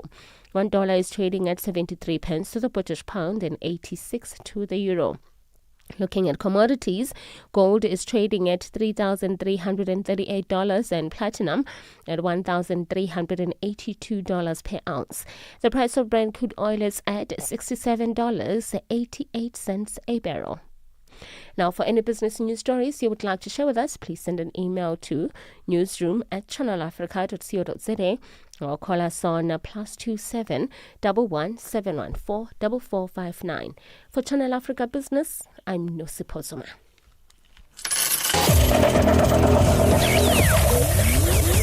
Business News on Channel Africa. The African Perspective. Vue d'Afrique avec Joël Mouteba. Alors peut-on considérer cette décision comme un désengagement durable des États-Unis vis-à-vis du développement africain ou s'agit-il d'un simple réalignement stratégique? Bon, ça peut être les deux à la fois. Donc, au lieu de donner de l'argent à la Banque africaine de développement pour partager en vrac, ils préfèrent maintenant donc cibler les pays partenaires en Afrique. Ça, c'est pour le réalignement stratégique. Alors, et aussi, ce n'est pas un désengagement durable, mais je pense que dans les 2 ou 3 prochaines années, il veut d'abord remettre de l'ordre dans ses affaires. Vue d'Afrique. Du lundi au vendredi de 15h à 16h, temps universel. Download the SABC app and take Channel Africa with you everywhere you go. Mornings made better with Peter and Asanda on Rise and Shine, weekdays 6 till 9 Central African Time on Channel Africa. 7:44 Central African Time it is. Let's look at an issue around school safety now, where the Department of Basic Education and the South African Police Service, or the SAPS, have launched a Safe Schools Protocol program.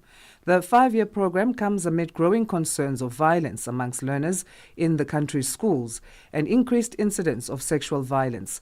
According to the SAPS data, 28 murders took place in schools for the 2023 to 2024 financial year, with the KwaZulu-Natal province accounting for more than half of the numbers. To talk to us about this, we're joined on the line by National Council member at advocacy group Equal Education, Makanatsa Ziambi. Makanatsa, thank you for joining us. Welcome to Rise and Shine. Thank you. Hello, and thank you very much for having me. The figures given by the SAPS of 28 murders having taken place in schools for the 2023-2024 financial year, do we know if these involve pupils only or outside individuals who are not scholars? So I think it's a mixture of both pupils and outsiders that are outside of schooling grounds, whether be it the perpetrators and the victims as well. What are the factors that contribute to the province of KwaZulu-Natal having the highest numbers recorded? I think it's rooted very much in the communities that the schools are in and the socio-economic issues happening and then filtering into schools, as schools are not islands and exist within the school. So the safety and violence that exists within the communities, the murder rates that you'd find that maybe happened within communities then filter in and affect pupils or learners as they are in those communities. So that's the murder cases. Do we have figures on the sexual violence cases? May you please come again? Do we have figures on the sexual violence that occurs within schools in terms of the Safe Schools Protocol program figures and research? Not currently that I know of. There might be, but I currently do not have access to that information. So is this safety protocol enough then to discourage incidents of violence at schools? We've seen these incidents without signs of reducing.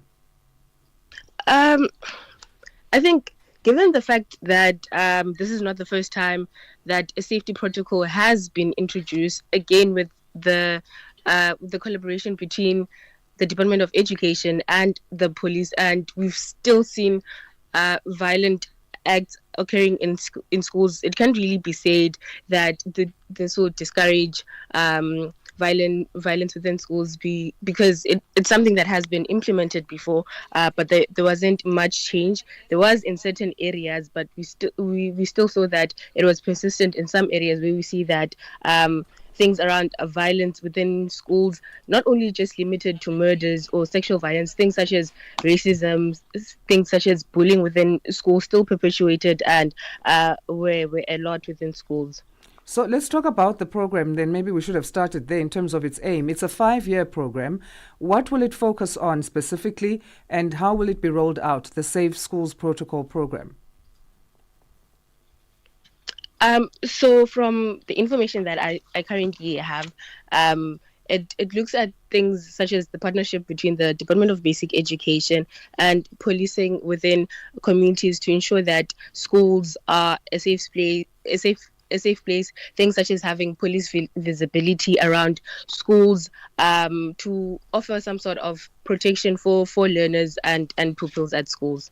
And it's not the first protocol that's been signed. Was the previous one adequately implemented in your view? And what are some of the takeaways from that feeding into this current one for 5 years now?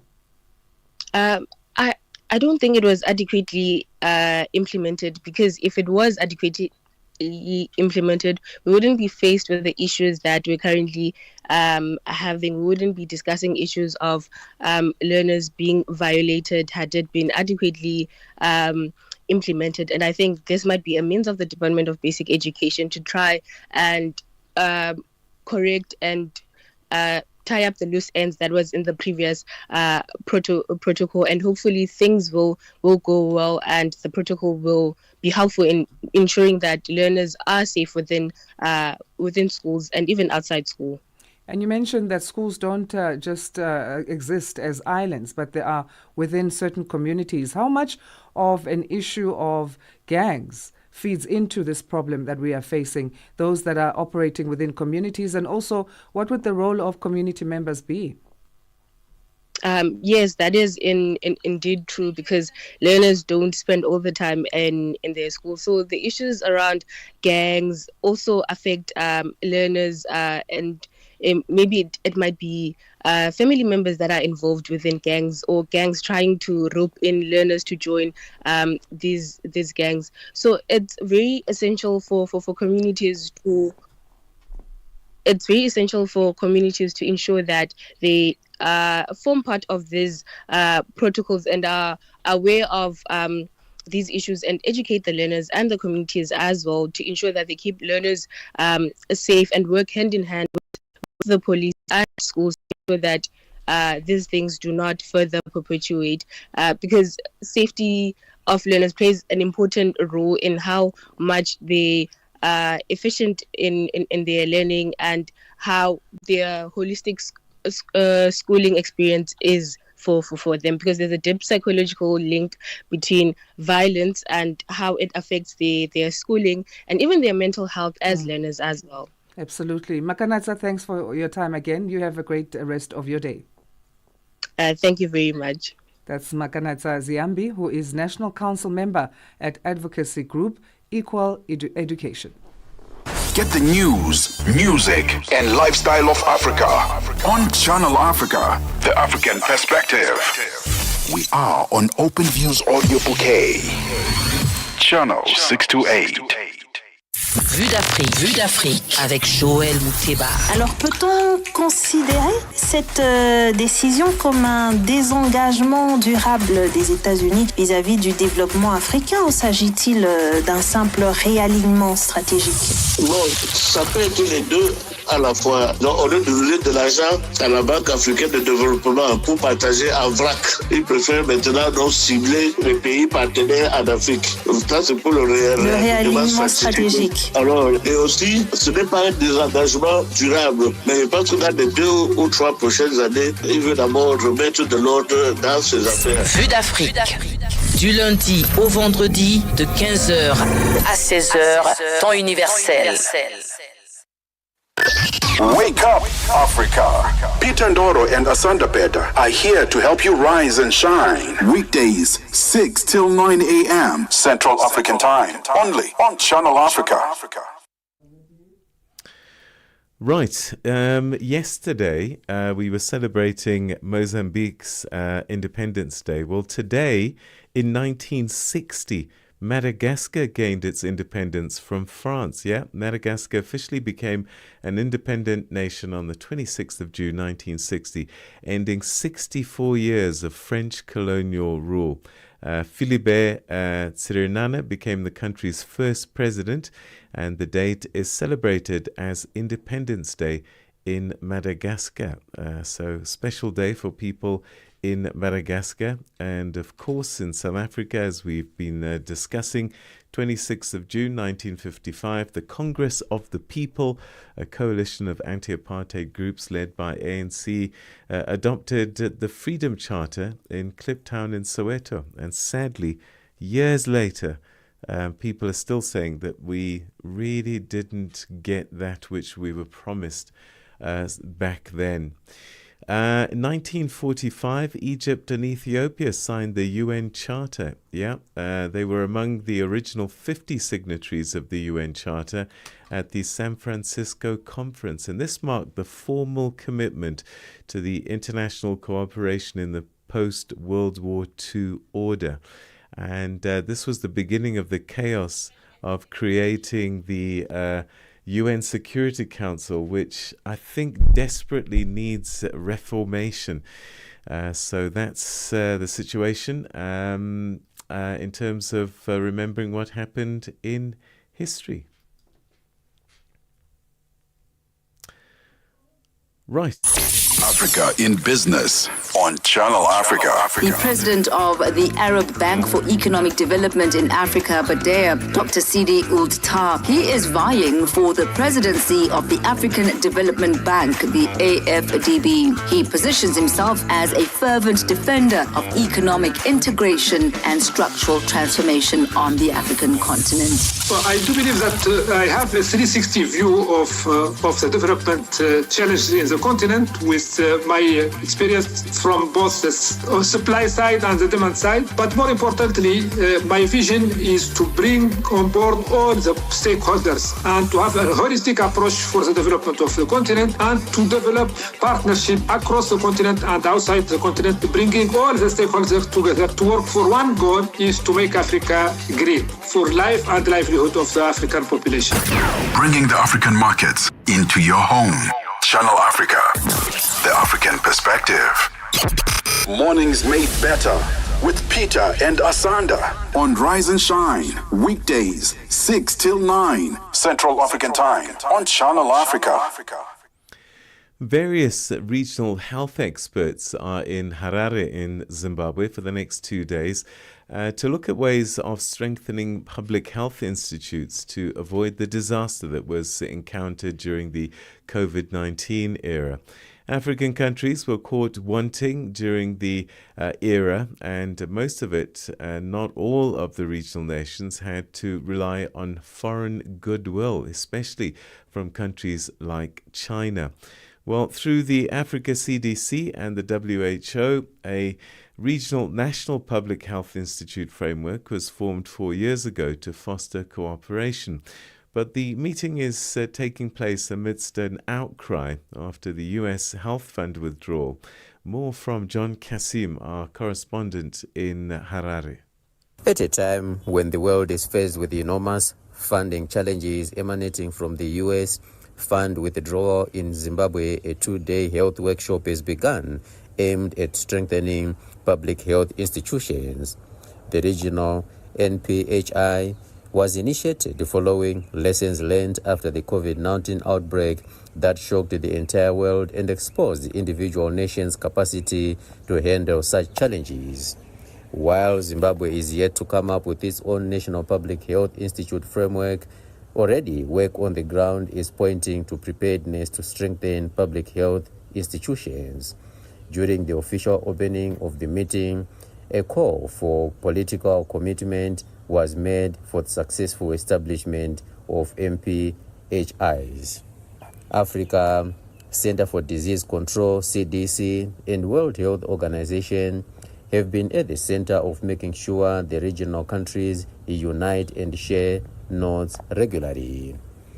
The hosting of the meeting in Zimbabwe is a mere coincidence, as the country's health system has been making news headlines regarding run-down public institutions.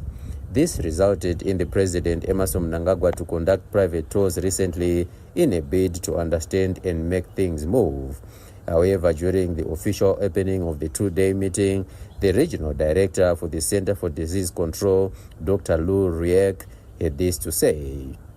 But specifically allow me to say this meeting themes is strengthening information, knowledge sharing, and peer-to-peer mentorship in promoting healthy, equitable, resilient communities.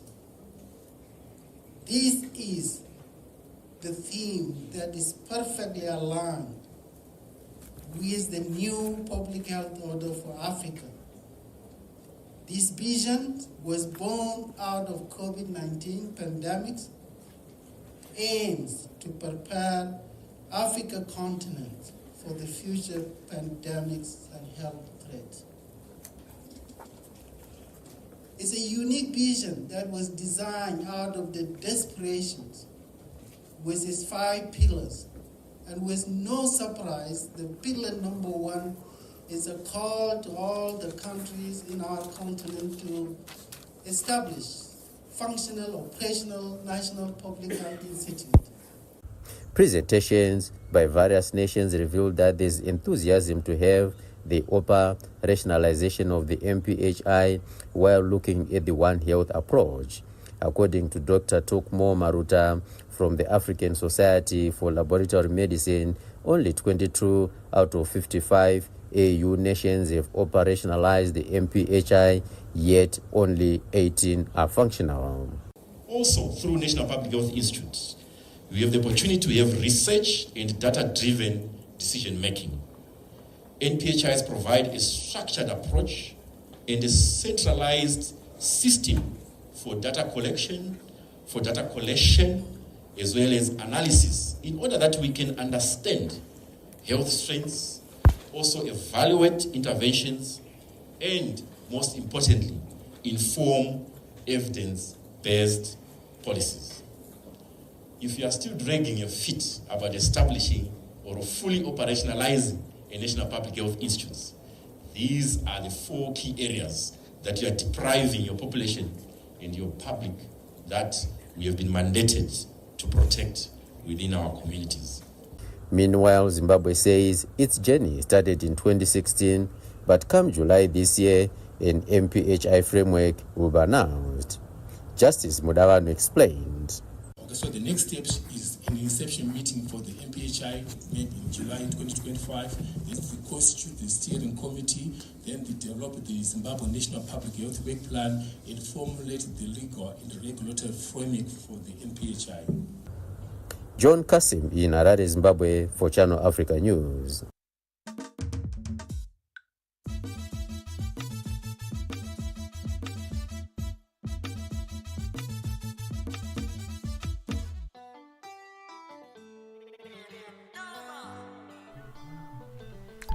Eight o'clock Central African time it is. A very good morning to you as we enter the third and final hour of the show.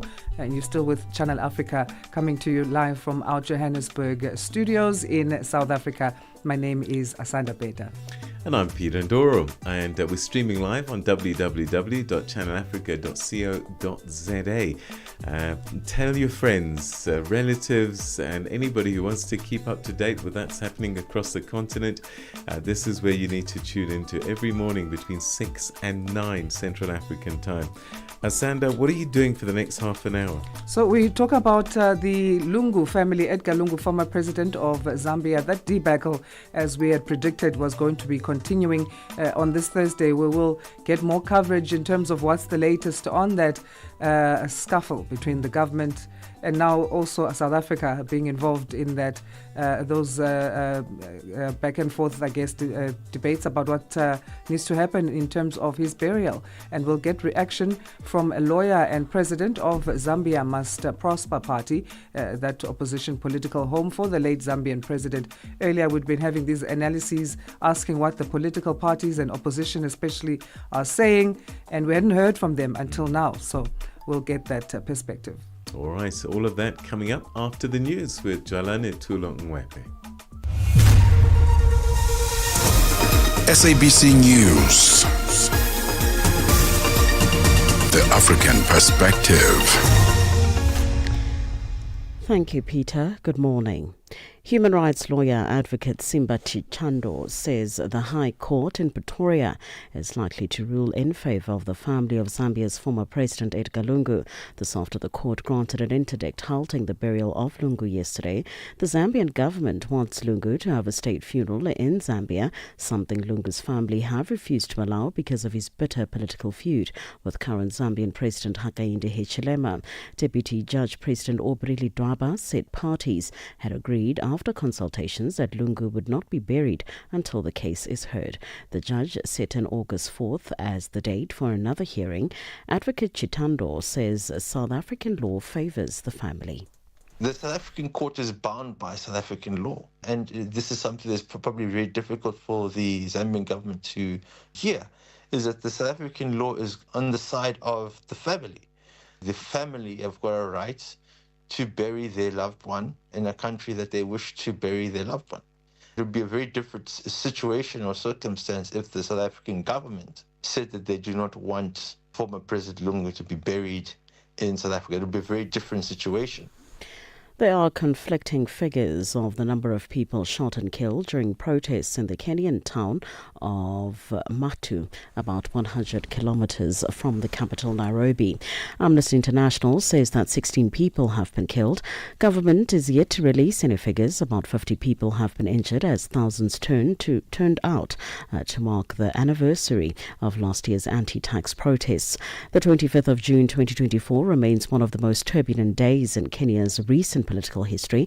According to the Kenyan National Commission on Human Rights, at least 60 people were killed in weeks of unrest. Many families say they are still waiting for justice and accountability.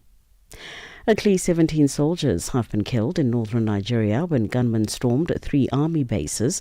This is the latest assault in a region plagued by violence. Armed gangs operating in the northwest, known locally as bandits, typically engage in kidnapping for ransom and target security forces. The Nigerian army confirmed the attacks but did not provide details.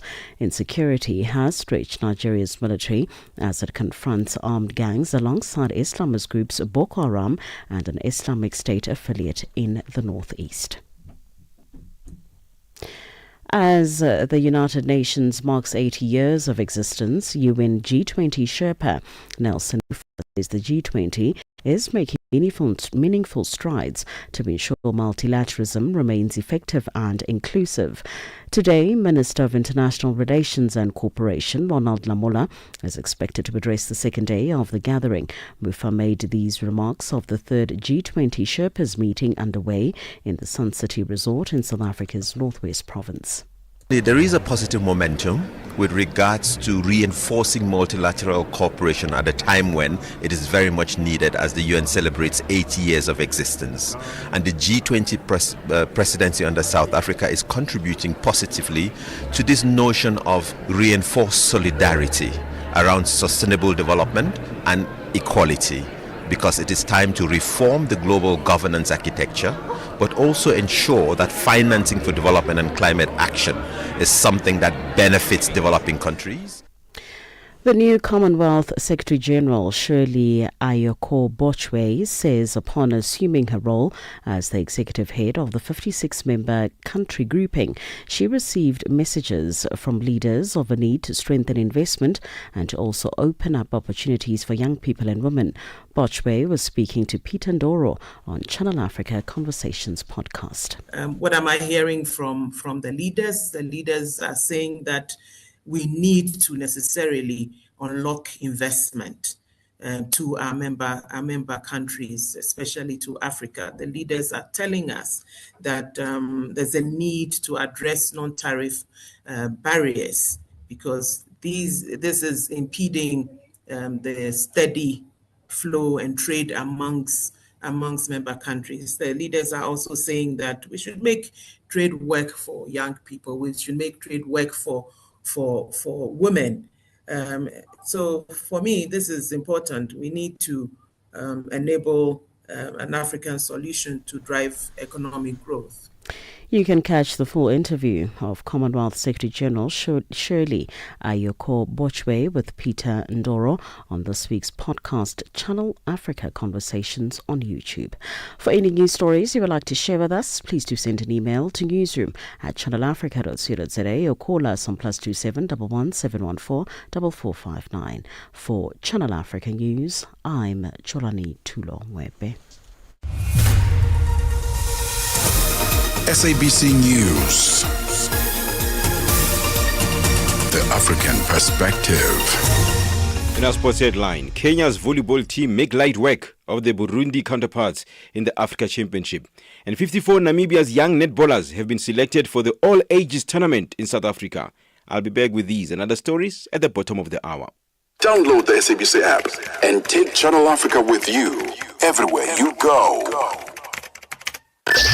Wake up, Africa. Peter Ndoro and Asanda Beda are here to help you rise and shine. Weekdays, 6 till 9 a.m. Central African Time. Only on Channel Africa. The family of the late former President of the Republic of Zambia, Edgar Chagwa Lungu, says the court case brought by the Zambian government to halt the burial of the late Lungu in South Africa on Wednesday will give the family a chance in court to ventilate whether their rights are subservient to that of public policy. It will also give the family the opportunity to tell how Lungu was ostracized and ill-treated by the current Zambian government. Sisi Sekhalo attended what was supposed to be a funeral service of the late Lungu in Johannesburg and sent us this report.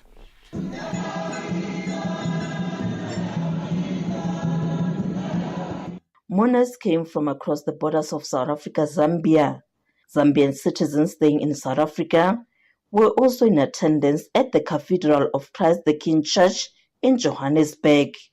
The family of the late Dr. Edgar Lungu had planned to bury him on Wednesday after weeks of conflict between them and the current Zambian administration led by President Hakainde Hichilema. Minutes before the church service was to take place, to honor the late president, news came in that the High Court in Pretoria had halted the funeral, pending the finalization of the matter in court. The family says the court order was a mutual agreement between them and the Zambian government. They say they will get an opportunity to tell what they refer to as Edgar Lungu's story in court. Family spokesperson is Makebi Zulu. The person of President Edgar Chagwa Lungu was obviously not an ordinary person, but you may wish to know that at the time of his death, he was a person that was divested of all his rights as a former president. You may wish to know that the government of the Republic of Zambia had taken away all his benefits, including his health insurance, accommodation, security, everything that was entitled to, they had taken away. Having taken away those rights, the family wondered why they seem to have a special interest in him right now. Of course, it's an issue of trying to save face and an issue of embarrassment. You may wish to know that over the last 2 weeks, we've engaged the government a couple of times. We've engaged several other former heads of state to engage the government and come to a conclusion. But every time we came to some form of understanding, the government at some point gets to change their mind. You may also wish to know that at some point, we engaged one former head of state to go and engage the government of the Republic of Zambia. He got on a jet and he was denied landing rights in Zambia. And that was for purposes of mediation between the family and the government. We are not getting any joy from the government so far. Zulu says they see the whole process as the late President Dr. Edgar Lungu refusing to go down without his painful story being told.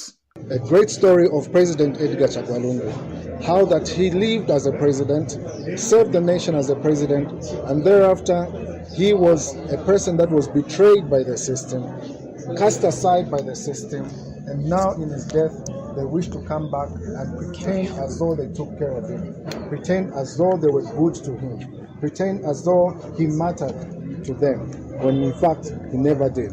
But the family has been consistent. He mattered to the family when he was president, he matters to the family now. And taking him back home, it so appears, will not give him a dignified burial.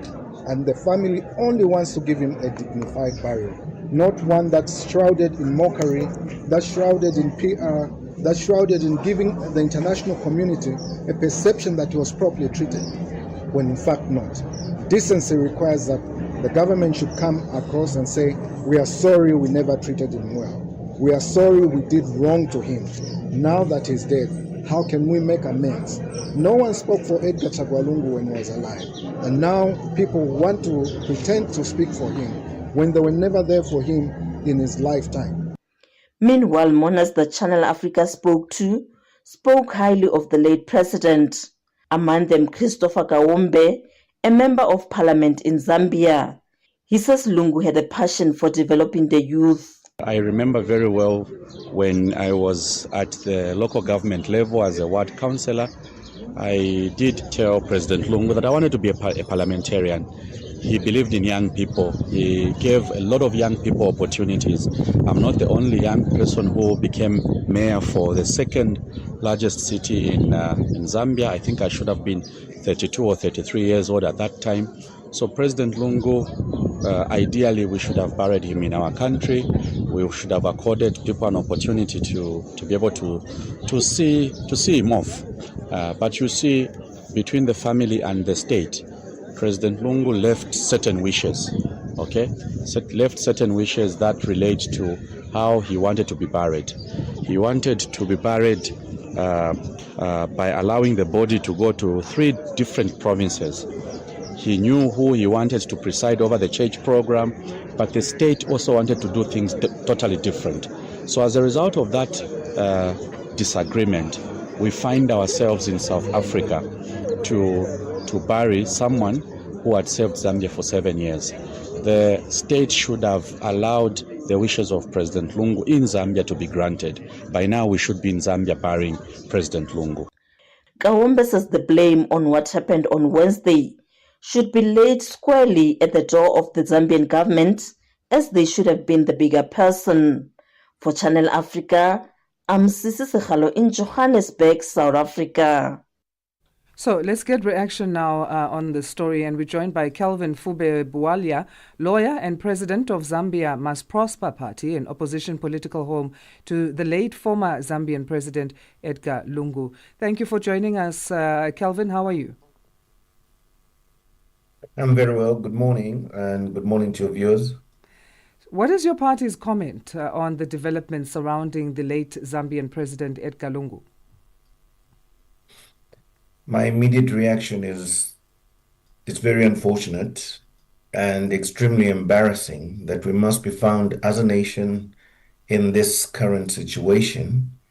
However, it must be understood that the family's position is very clear on how they want the late president to be buried. As an observer, I have worked with the late President Lungu for quite a while, and I have been quite close to him, both professionally and politically. My take on the matter is that the current president of our country and his government are being very pretentious. I'll repeat that. Extremely pretentious about how they want this matter to be handled, more so internationally and in the region. Pretentious because they don't want to be serious in the manner they want to listen to the family of the late Edgar Lungu. In my view, we would have been very, very close to burying President Lungu by now, or we could have buried him even 10 days ago in Zambia, if 2 things had happened. One, the President of the Republic of Zambia, President Hakainde Hichilema, would have personally rendered an apology to the Lungu family. Second, he would have just delegated the responsibility of the entire funeral burial program to be handled by his vice president, or any of his other ministers, but not him personally. I think that's where the cracks of the matters are, because the family wants to honor the wish that the late president left, that Hakainde Hichilema must not be anywhere near the body of late President Edgar Chagwa Lungu. If he disappears from the scene, all this goes away. I don't see what the problem is. Why does the president of our country, why does he insist on having to be there? Why does he want to see the corpse of late President Edgar Lungu? It's not making sense to any logical person. If someone says, my death wish is, don't come to my funeral, as head of state, I have a vice president. That vice president has not been excluded. She can represent the government of Zambia, and then the funeral takes place. All the honors can be given to him, all the privileges can be given to him. But I need to add this.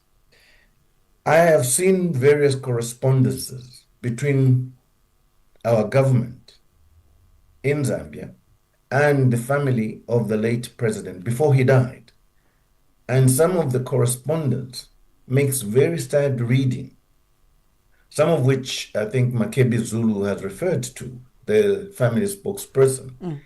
And when you read some of those correspondences, they were basically declaring the late Edgar Chagwa Lungu a destitute.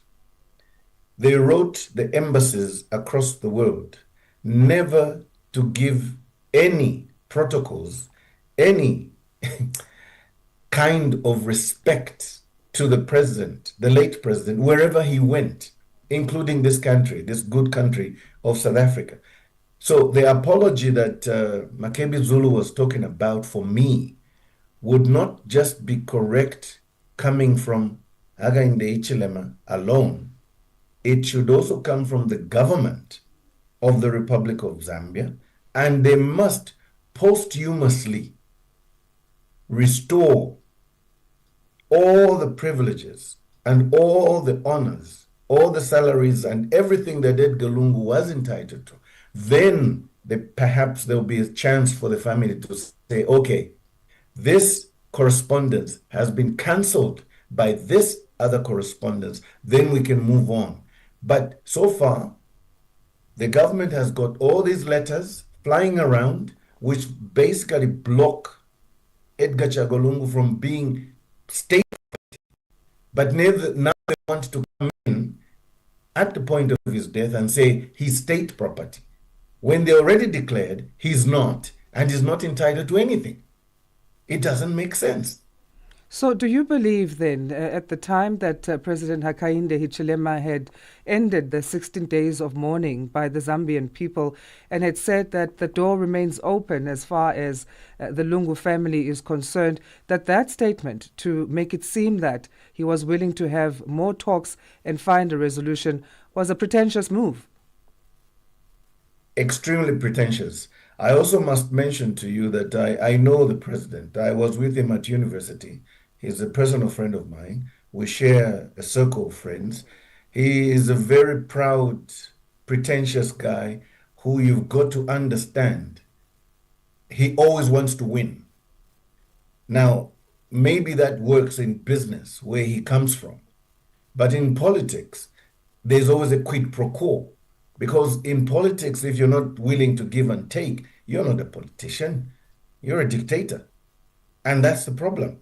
And I know my friend, he is a dictator in the making right now, because everything he's doing in our country and everything he wants to do, not just with this death, but with the forthcoming general elections next year, he wants to position himself that the Zambian people are blocked from speaking out, from criticizing him, criticizing his government, and we should all just acquiesce and just be quiet because he's Hakainde Hichilema. In a democracy, it doesn't work. Some of us are prepared to be jailed if that's what he wants. Because as far as I'm concerned, all this, he wanted to show that he's got authority, he's got the law, he's got the state behind him. And then there was a boomerang. The state was hit with egg on their face because the family then dug in and they decided, all right, you've cancelled the national mourning, you disengaged all engagement with us, we're burying in South Africa. And that's why you find some of us here. We came to honor a man who we believed deserved the honors that we wanted to give him as friends, as relatives. Then suddenly, you rush to court. The whole thing, if you look at it, the whole thing doesn't make sense. You dishonor him by canceling the national mourning, then you rush to court. Why do you do that? Why not continue with the national mourning and continue the engagement if you really, really mean what you're saying? That's why I'm calling this act by the president and the government of Zambia totally pretentious. So elections are coming up in 2026, next year, which is next year, Yes. which you plan to contest, and also having announced that the Zambia Must Prosper Party is no longer part of the opposition UPND or the United Party for National Development Alliance. What have the effects of this passing of former President Edgar Lungu going to be seen as in terms of going into those elections, and the current president Hakainde Hichilema's dealing with the matters, and how that will influence your outlook as the Zambia Must Prosper Party, but other opposition figures in Zambia? A very important question.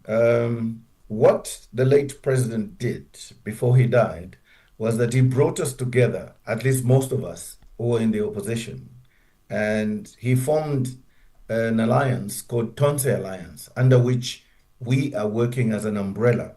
And we want to strengthen that alliance to ensure that we now work to getting rid of the UPND. The reason for this is the UPND, like I've said, is becoming autocratic. I don't know if my good friend, the president, suddenly has become drunk with power, and he thinks that because he's in power now, he must just begin to dictate things. He must begin to make everybody dance to his tune. In politics, it doesn't work. You see, you've got to fight for your position. You've got to make the people believe and trust you. And unfortunately, right now, Hakainde Hichilema has lost the trust of the Zambian people. Hakainde Hichilema has not done anything significantly meaningful in terms of infrastructure. The economy is suffering, and he wants to superimpose himself on the Zambian people. That's why he's introducing laws such as the cyber laws.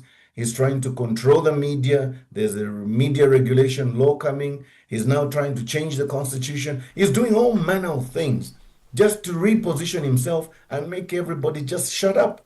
Now, we are getting frightened. We are getting worried. But the goodness is, we are now beginning to get stronger as the opposition because we realize we have to get together. So much as the death of President Edgar Lungu is sad, in a way it has propelled us to work even harder to ensuring that we get rid of that regime back home in Zambia. The UPND alliance that you spoke of is long dead. Long dead. What Hakainde Hichilema did when they formed the UPND alliance is that he wanted every other party that joined him to collapse themselves into the UPND as a party.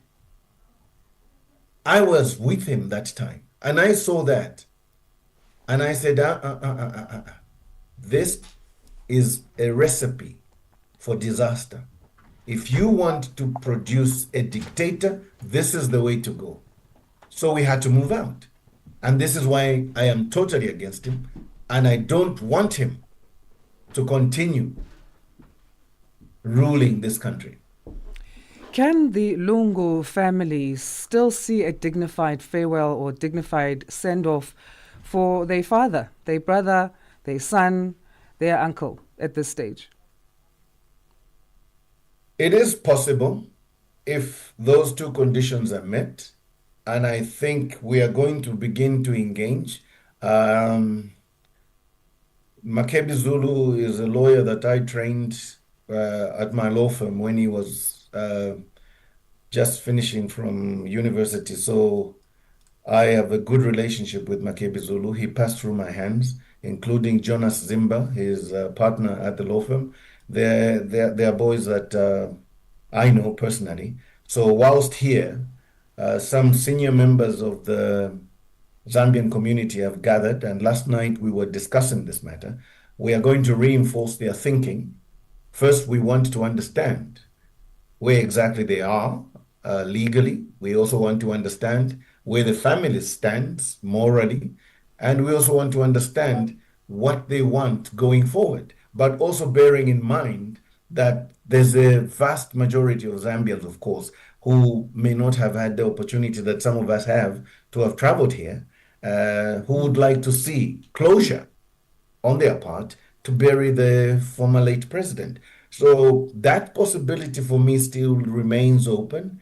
It's just that when people come or engage in discussion, there must be a sense of, one, patience.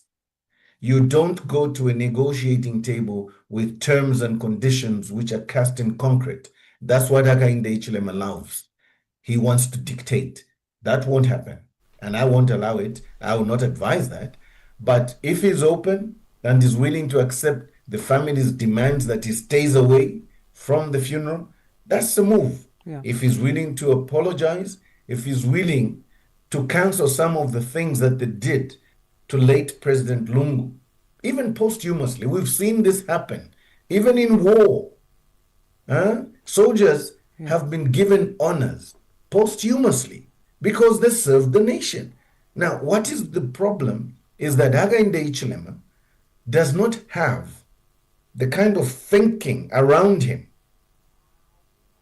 leaders who can advise him, because he wants to advise everybody. And before we run out of time, because we are completely getting there, Kelvin, you touched on the Zambian people and their plight. They've obviously been impacted by this debacle and standoff.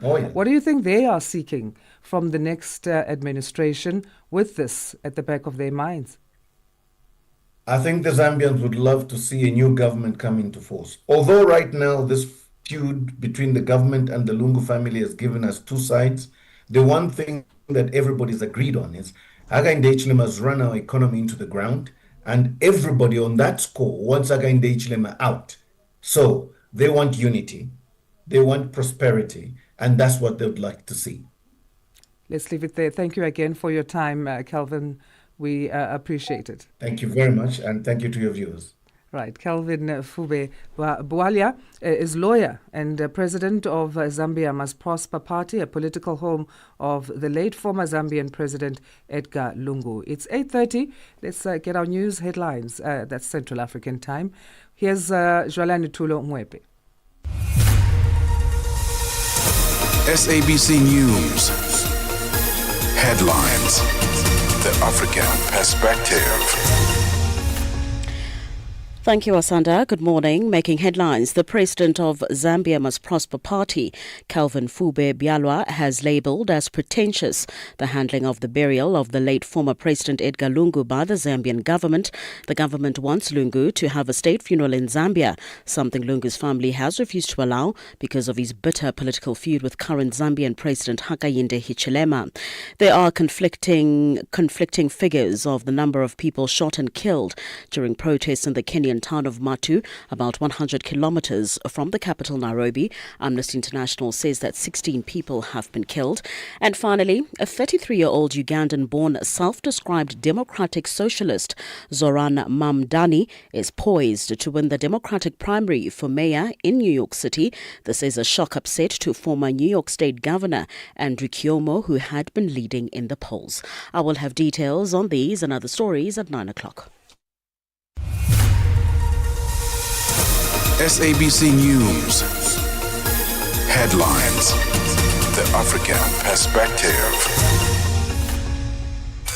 Hey there, this is Palisa Tau, part of the dynamic duo that gives you on the move right here on Channel Africa from 9 a.m. to 12 p.m. Central Africa time. Well, it's with your help for the past 2 years that we have been a multi-award winning show. Finally, here we're keeping it on the move in 2025. And yes, I'm the other half of the duo, Benjamin Mushatama, and we're going to keep you going with the great conversations. Turn it up. Okay. On the Move comes back in 2025 to give you more of the content that made us a Maldo and to deliver that bold, boundary-pushing content that you love. And of course, giving you a ride through the 3 hours of news, views, and entertainment. Every weekday from 9 to midday Central African time, right here on Channel Africa. The African perspective. Cool. Let's go. Mornings made better with Peter and Asanda on Rise and Shine, weekdays 6 till 9 Central African Time on Channel Africa. Time now for your sport. Here's Fikile Lingwati. Sports on Channel Africa. The African perspective. We start off with volleyball news. Kenya's men's beach volleyball team began their Africa Championship campaign on a high note, beating Burundi in the opener in Tetuan, Morocco, on Wednesday afternoon. The pair of Brian Meli and Wilson Cheriot had to work extra hard to stop their Burundian opponents Den Ishimwe and Demiel Ndaisaba, winning 21-17 in the first set. They then wrapped up a good day in the office with a 21-15 victory in the second set. Kenyans will be hoping to secure their slots at the World Championships in Adelaide, Australia in November by finishing in the top 4 of both categories at the Continental Showpiece. The championship that is expected to end on the 30th of June in Casablanca. It also serves as a qualifier for the World Beach Volleyball Championship to be held in Australia this year. And the Springboks know that time is in a Bok jersey cannot be taken for granted. And so while Saturday's match against the Barbarians is not the test match, players like Aphelele Fassi and Jean-Luc Dubrier are treating the run out as if it was a test. It's the first match of the season for the green and gold, and there are many objectives to achieve, both personal and as a team. The weather in Cape Town is said to have its say on the way the match against the Barbarians plays out. Bok fullback Aphelele Fassi says the dreary conditions will affect the Barbers more than the Boks. For us, it's not different how we're approaching the game. Maybe for them, it's quite different because obviously they're an entertaining team to entertain the Cape Town fans. But yeah, for us, it's we're gonna implement our physical game onto them and how we want to play. So I think the weather for us doesn't really play a huge impact.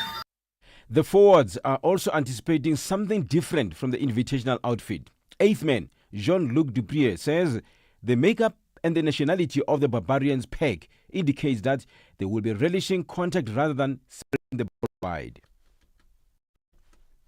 They're an expansive team and like to put on a display for the crowd.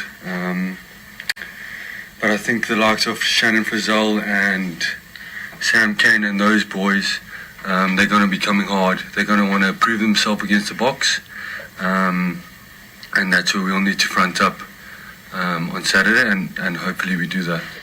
Let's end with a total of 54 young Namibian netball players have been selected to represent their country at the upcoming all-ages netball tournament in South Africa. The youth competition is scheduled to take place from the 29th of June to the 2nd of July in Boksburg, South Africa's Gauteng province. This past weekend, the Namibia School Sports Union, NSSU, held trials to select the team that will travel to the neighboring country. Players were selected across various age categories, from under 13 to under 18. The final squad comprises of 12 players each for the under 17 and the under 18 teams. NSSU President Roger Gambatuku expressed satisfaction with the team, saying the focus should now shift to preparations. For any sports stories you'd like to share with us, please do send an email to newsroom@channelafrica.co.za or call us on +2711 714 4459. This is Channel Africa Sport with me, Fikile Lingwati. Sports on Channel Africa. The African perspective. Nighttime radio, just the way you like it, on Channel Africa. where the night comes alive.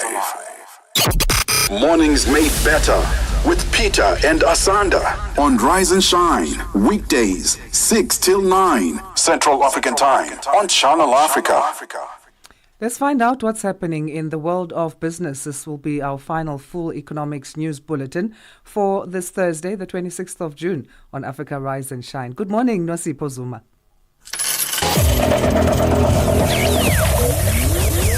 Business news on Channel Africa. The African perspective. Thank you, Asanda. Good morning. In your business news, the SAWA, Ghana's parliament, has approved a $2.8 billion debt relief deal with 25 creditor nations, including economic heavyweights such as China, France, the United States, Germany, and the United Kingdom. The deal marks a crucial step in the country's ongoing efforts to recover from its most severe economic crisis in decades. The approval is expected to unlock further disbursements under a $3 billion International Monetary Fund bailout program, which Ghana secured in May 2023. Tabisolo Hook reports.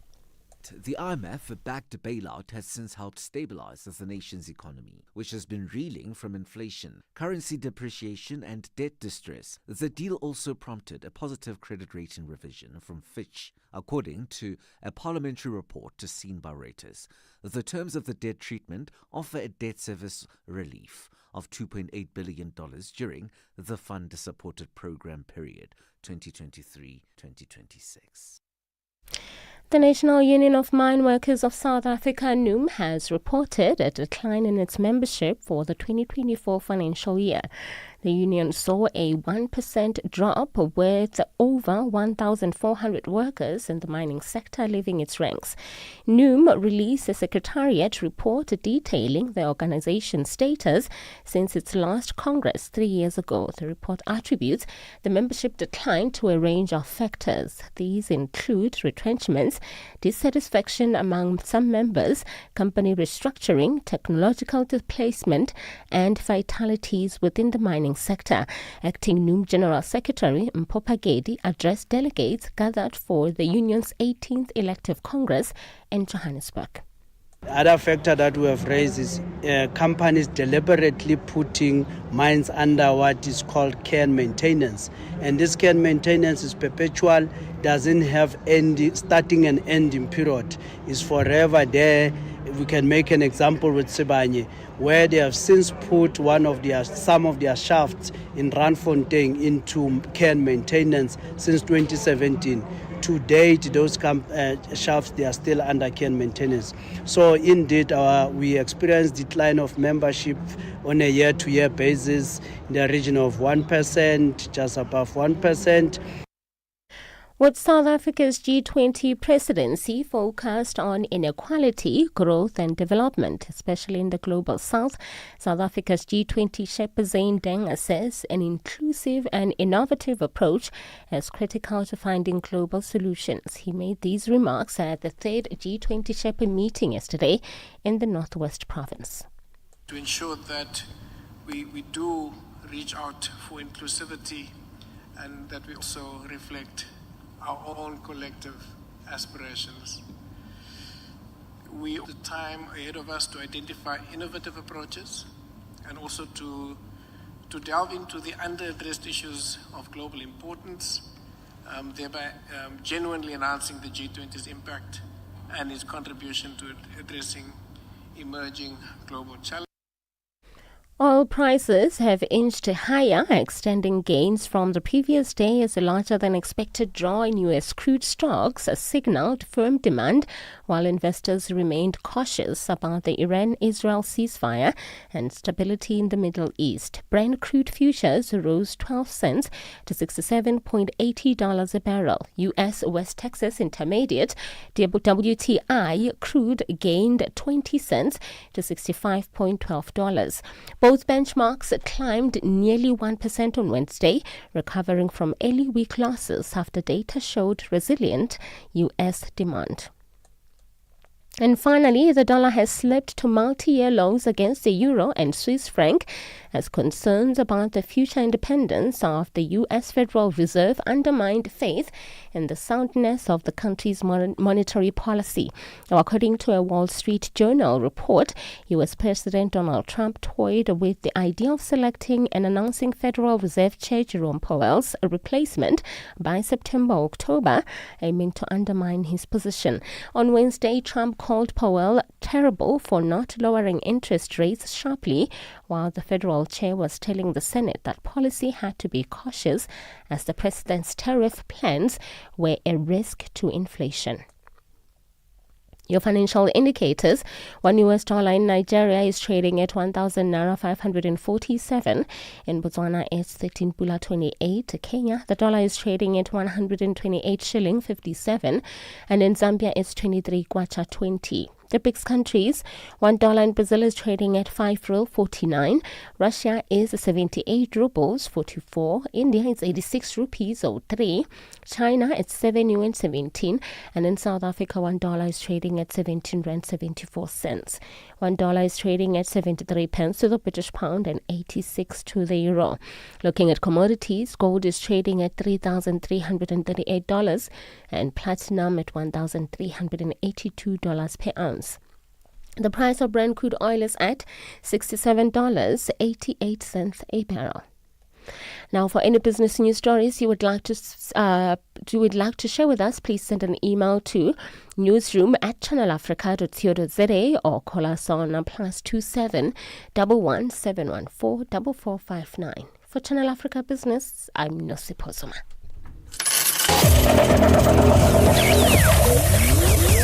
Business News on Channel Africa. The African Perspective.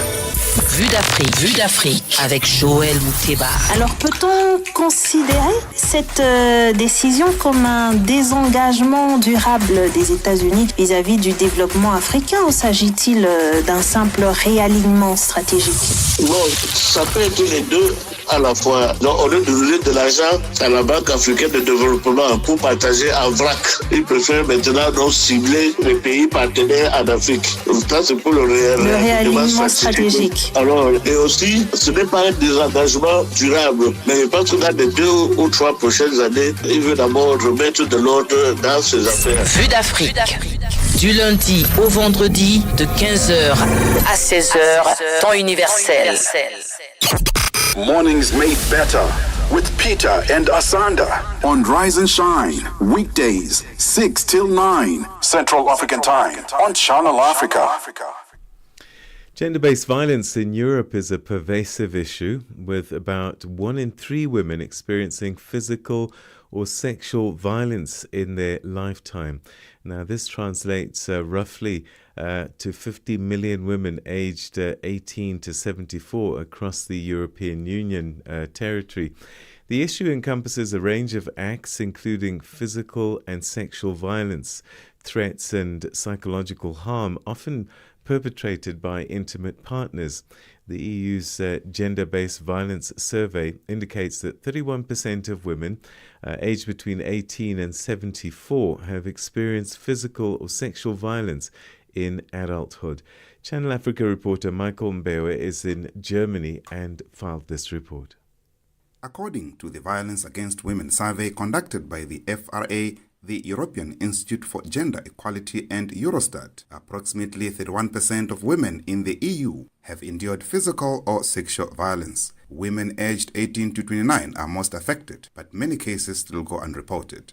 In response, the EU adopted its first ever directive on combating violence against women and domestic violence, which came into force in May 2024. The directive criminalizes several forms of violence, including female genital mutilation, forced marriage, and cyber violence, such as cyber stalking and non-consensual sharing of intimate images. While attending a seminar on freedom of press in Germany, I spoke to women from different European countries who shared their views on how GBV has impacted women in their respective jurisdictions. Xander Cantor, the director of Friends Foundation based in Bucharest in Romania that deals with GBV issues, painted a shocking revelation. We do have a big problem with domestic violence. We just had 2 cases in Romania in the last 2 months of women being killed by their partners who were knowingly to be violent. One had a restraining order. The other, apparently everybody knew that he was violent against his wife. They both killed the women in front of their children, and nobody's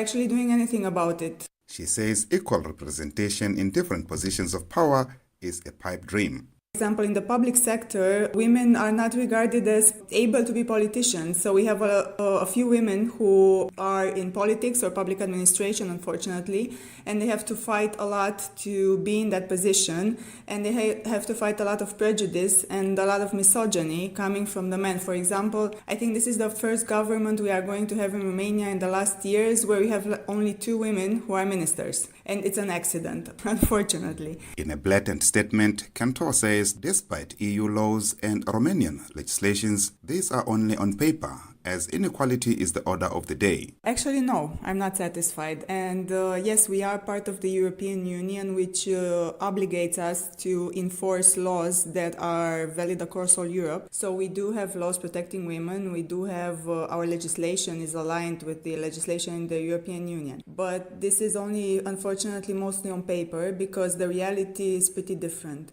Women are treated, let's say, not equal to men. We do have opportunities. You have to imagine that in Romania, work-wise, there are a lot of women who are running companies or who have management positions. So from a work perspective, we have opportunities to, in the private sector at least, to do a lot of jobs, and we're treated equally with men. Sometimes not with the same pay as men do. But we're fighting for that. In Mexico, in every 5 days, a woman is killed or missing due to violence perpetrated by men.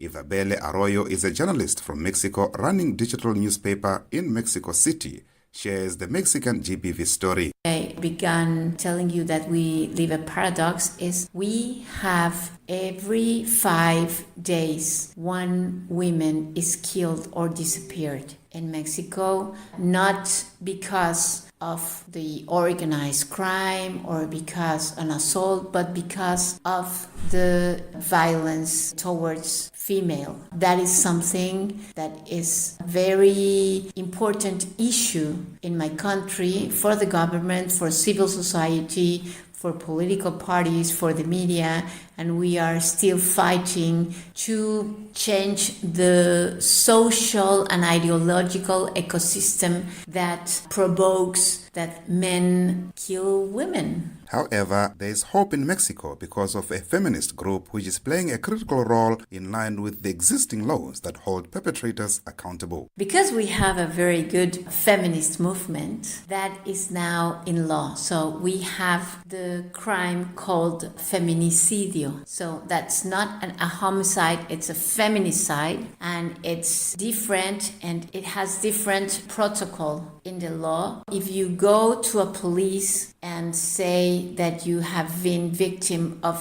harassment in a public bus, for example, now that is a crime.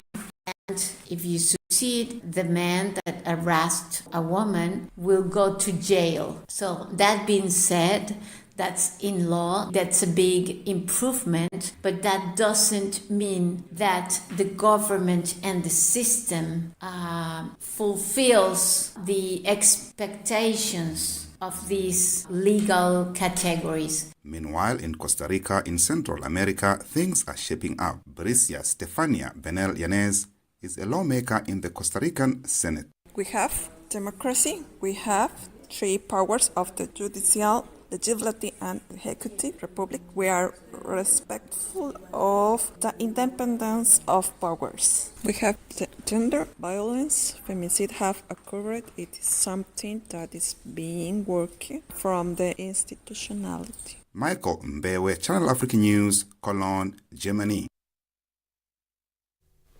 Young people are taking the spotlight in shaping the future of tourism in Africa as the 7th Africa Youth in Tourism Innovation Summit kicked off on Wednesday in Johannesburg. The 3-day gathering brings together youth-led startups, tourism officials, and policy makers from across the continent. Channel Africa's Lebogang Mabange reports. Bright ideas, bold ambitions, and a shared mission to transform Africa's tourism landscape. That's the energy driving this year's Africa Youth in Tourism Innovation Summit. With over 30 countries represented, the gathering focuses on youth entrepreneurship, innovation, and small enterprise growth in a sector still recovering from the impact of COVID-19. UN Tourism Secretary General Zurab says the summit is already producing results on the ground. In just 7 years, it supported over 4,000 young people.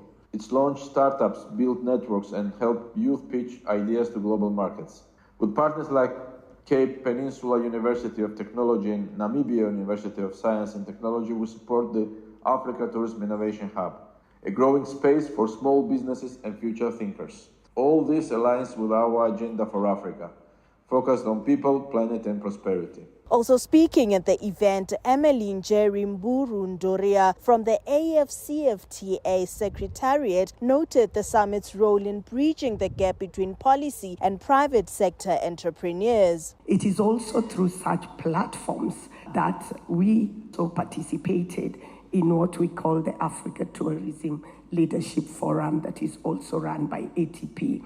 And so this has brought to us, or has helped to actually reduce the gap between the entrepreneurs, and that's the private sector, and the policymakers in which we work with. South Africa's Department of Tourism, speaking on behalf of Minister Patricia de Lille, emphasized the need to rethink how tourism contributes to economic inclusion. Here's Dr. Sipho Ngomane, Chief Director for Tourism Sector Human Resources Development. Youth unemployment remains one of the greatest challenges facing the continent.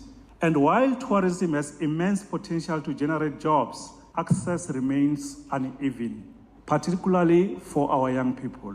That is why we must reimagine tourism, not just as a leisure industry, but as a strategic platform for innovation, skills development, digital transformation, and inclusive entrepreneurship. The importance of building a skilled tourism workforce was highlighted by Elsia Grandcourt, Director of the Africa Department at UN Tourism. She says education and technical training are essential for transformation in the sector. As adequate skills and marketable profiles are crucial to respond to the evolving needs of the tourism sector, access to education and human capital development strategies are thus key to build a qualified tourism workforce with technical expertise, vocational and managerial skills, which deem paramount to innovate, modernize, and transform Africa's tourism and travel industry. Day one of the summit set the tone for deep engagement on youth enterprise, access to finance, and digital transformation. As the event continues, young tourism leaders are not just networking, they are shaping the future of Africa's tourism economy. Reporting for Channel Africa, I am Lebogang Mabange in Johannesburg, South Africa. Should we take the moment to thank the team actually before we go to... Africa in Business on Channel Africa. The president of the Arab Bank for Economic Development in Africa, Beda, Dr. Sidi Ould Tah, he is vying for the presidency of the African Development Bank, the AFDB. He positions himself as a fervent defender of economic integration and structural transformation on the African continent. Well, I do believe that I have a 360 view of the development challenges in the continent, with my experience from both the supply side and the demand side. But more importantly, my vision is to bring on board all the stakeholders and to have a holistic approach for the development of the continent, and to develop partnership across the continent and outside the continent, bringing all the stakeholders together to work for one goal, is to make Africa green for life and livelihood of the African population. Bringing the African markets into your home. Channel Africa, the African perspective. Mornings made better with Peter and Asanda on Rise and Shine, weekdays 6 till 9 Central African Time on Channel Africa. Thanks to the Rise and Shine team. On social media is Nomalanga Butelezi. On sports, Fikilele Ngwati. News, Jolani Tulongwepe. Business news, Nosipo Zuma. Technical production by Francis Musina. And production by Pumuzo Ramakadza, Hlengiwe Mabaso and Joey Likhodi. After Rise and Shine is on the move here on Channel Africa. Do stay tuned for that. And that's with Benjamin Mushatama and Palesa Tao. Let's find out what to expect on this Thursday, the 26th of June. Good morning, Ben. Hey, how's it good? I haven't seen you guys in a while. Yeah, it's been Peter like 4 days. We've all been in different places. Actually, since Friday. You guys were in Santon on Friday, and then you were somewhere else. We're always missing each other somehow. But you get to go to all the nice places. No, we haven't done it in a while, so this is cool. Yeah. So what's coming up on the move after the 9 o'clock news? Hey, we're going to be looking at our Becoming feature. I don't know. I'm turning 40 this year, Peter. Gosh, and you're a baby, man. No, I don't feel like that. And I feel like, after like so many years of being alive, 40 years feels like a lot. I'm turning 40 just in a few days' time. Good. And I'm like, what now? Where do you go from here? What do you do? Well, how do you actually Life begins. That's where you go. Apparently, they say it begins at 40. But I heard that at 30 as well. So it's almost like each 10 years, everyone says life begins. I think, I'm now 100 years old. So I think 40 for me was about, I now have a good idea of who I am. Yeah. And now I'm starting to make different choices about what happens next. Okay. So there's a clarity that comes at this time of your life, because the 20s is chaotic, the 30s is self-discovery. Sure. And the 40s, I think you're starting now to say, okay, this is me. This is me. What am I going to be defined by? Yeah. You're going to evolve continuously. Sure. But by and large, most of who you are is now said. Okay, we're going to be speaking something related to this, especially we're going to be looking what happens when you outgrow something, when you outgrow an environment, when you grow a mindset, when you outgrow a job, friends, relationships. I think it comes at this particular time, because right now I'm always thinking kind of resetting all of these things. So outgrowing is happening a lot when you turn your 40s. So we're going to be talking a little bit about that, but from different seasons. Some people are not turning 40, some people are just getting out of school, some people are getting children, some people are kind of befriending people or attaching themselves with new environments. So that's what we're going to be chatting about. And some people are 40 and then some people are 40. It just depends on how you've grown, Oh yeah, sure. Yeah. Anyway, that's us though, isn't it? We're out of here. We're leaving you. And we'll be back tomorrow 6 till 9. Thank you so much for listening and tuning in. To get in touch with us on our social media platforms at Channel Africa 1 is the handle to look for. Yes. Asante sana. Ndizvozvo. Tatenda zvikuru. Masara. Ciao.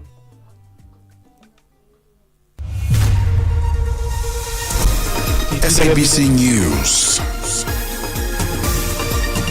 The African Perspective.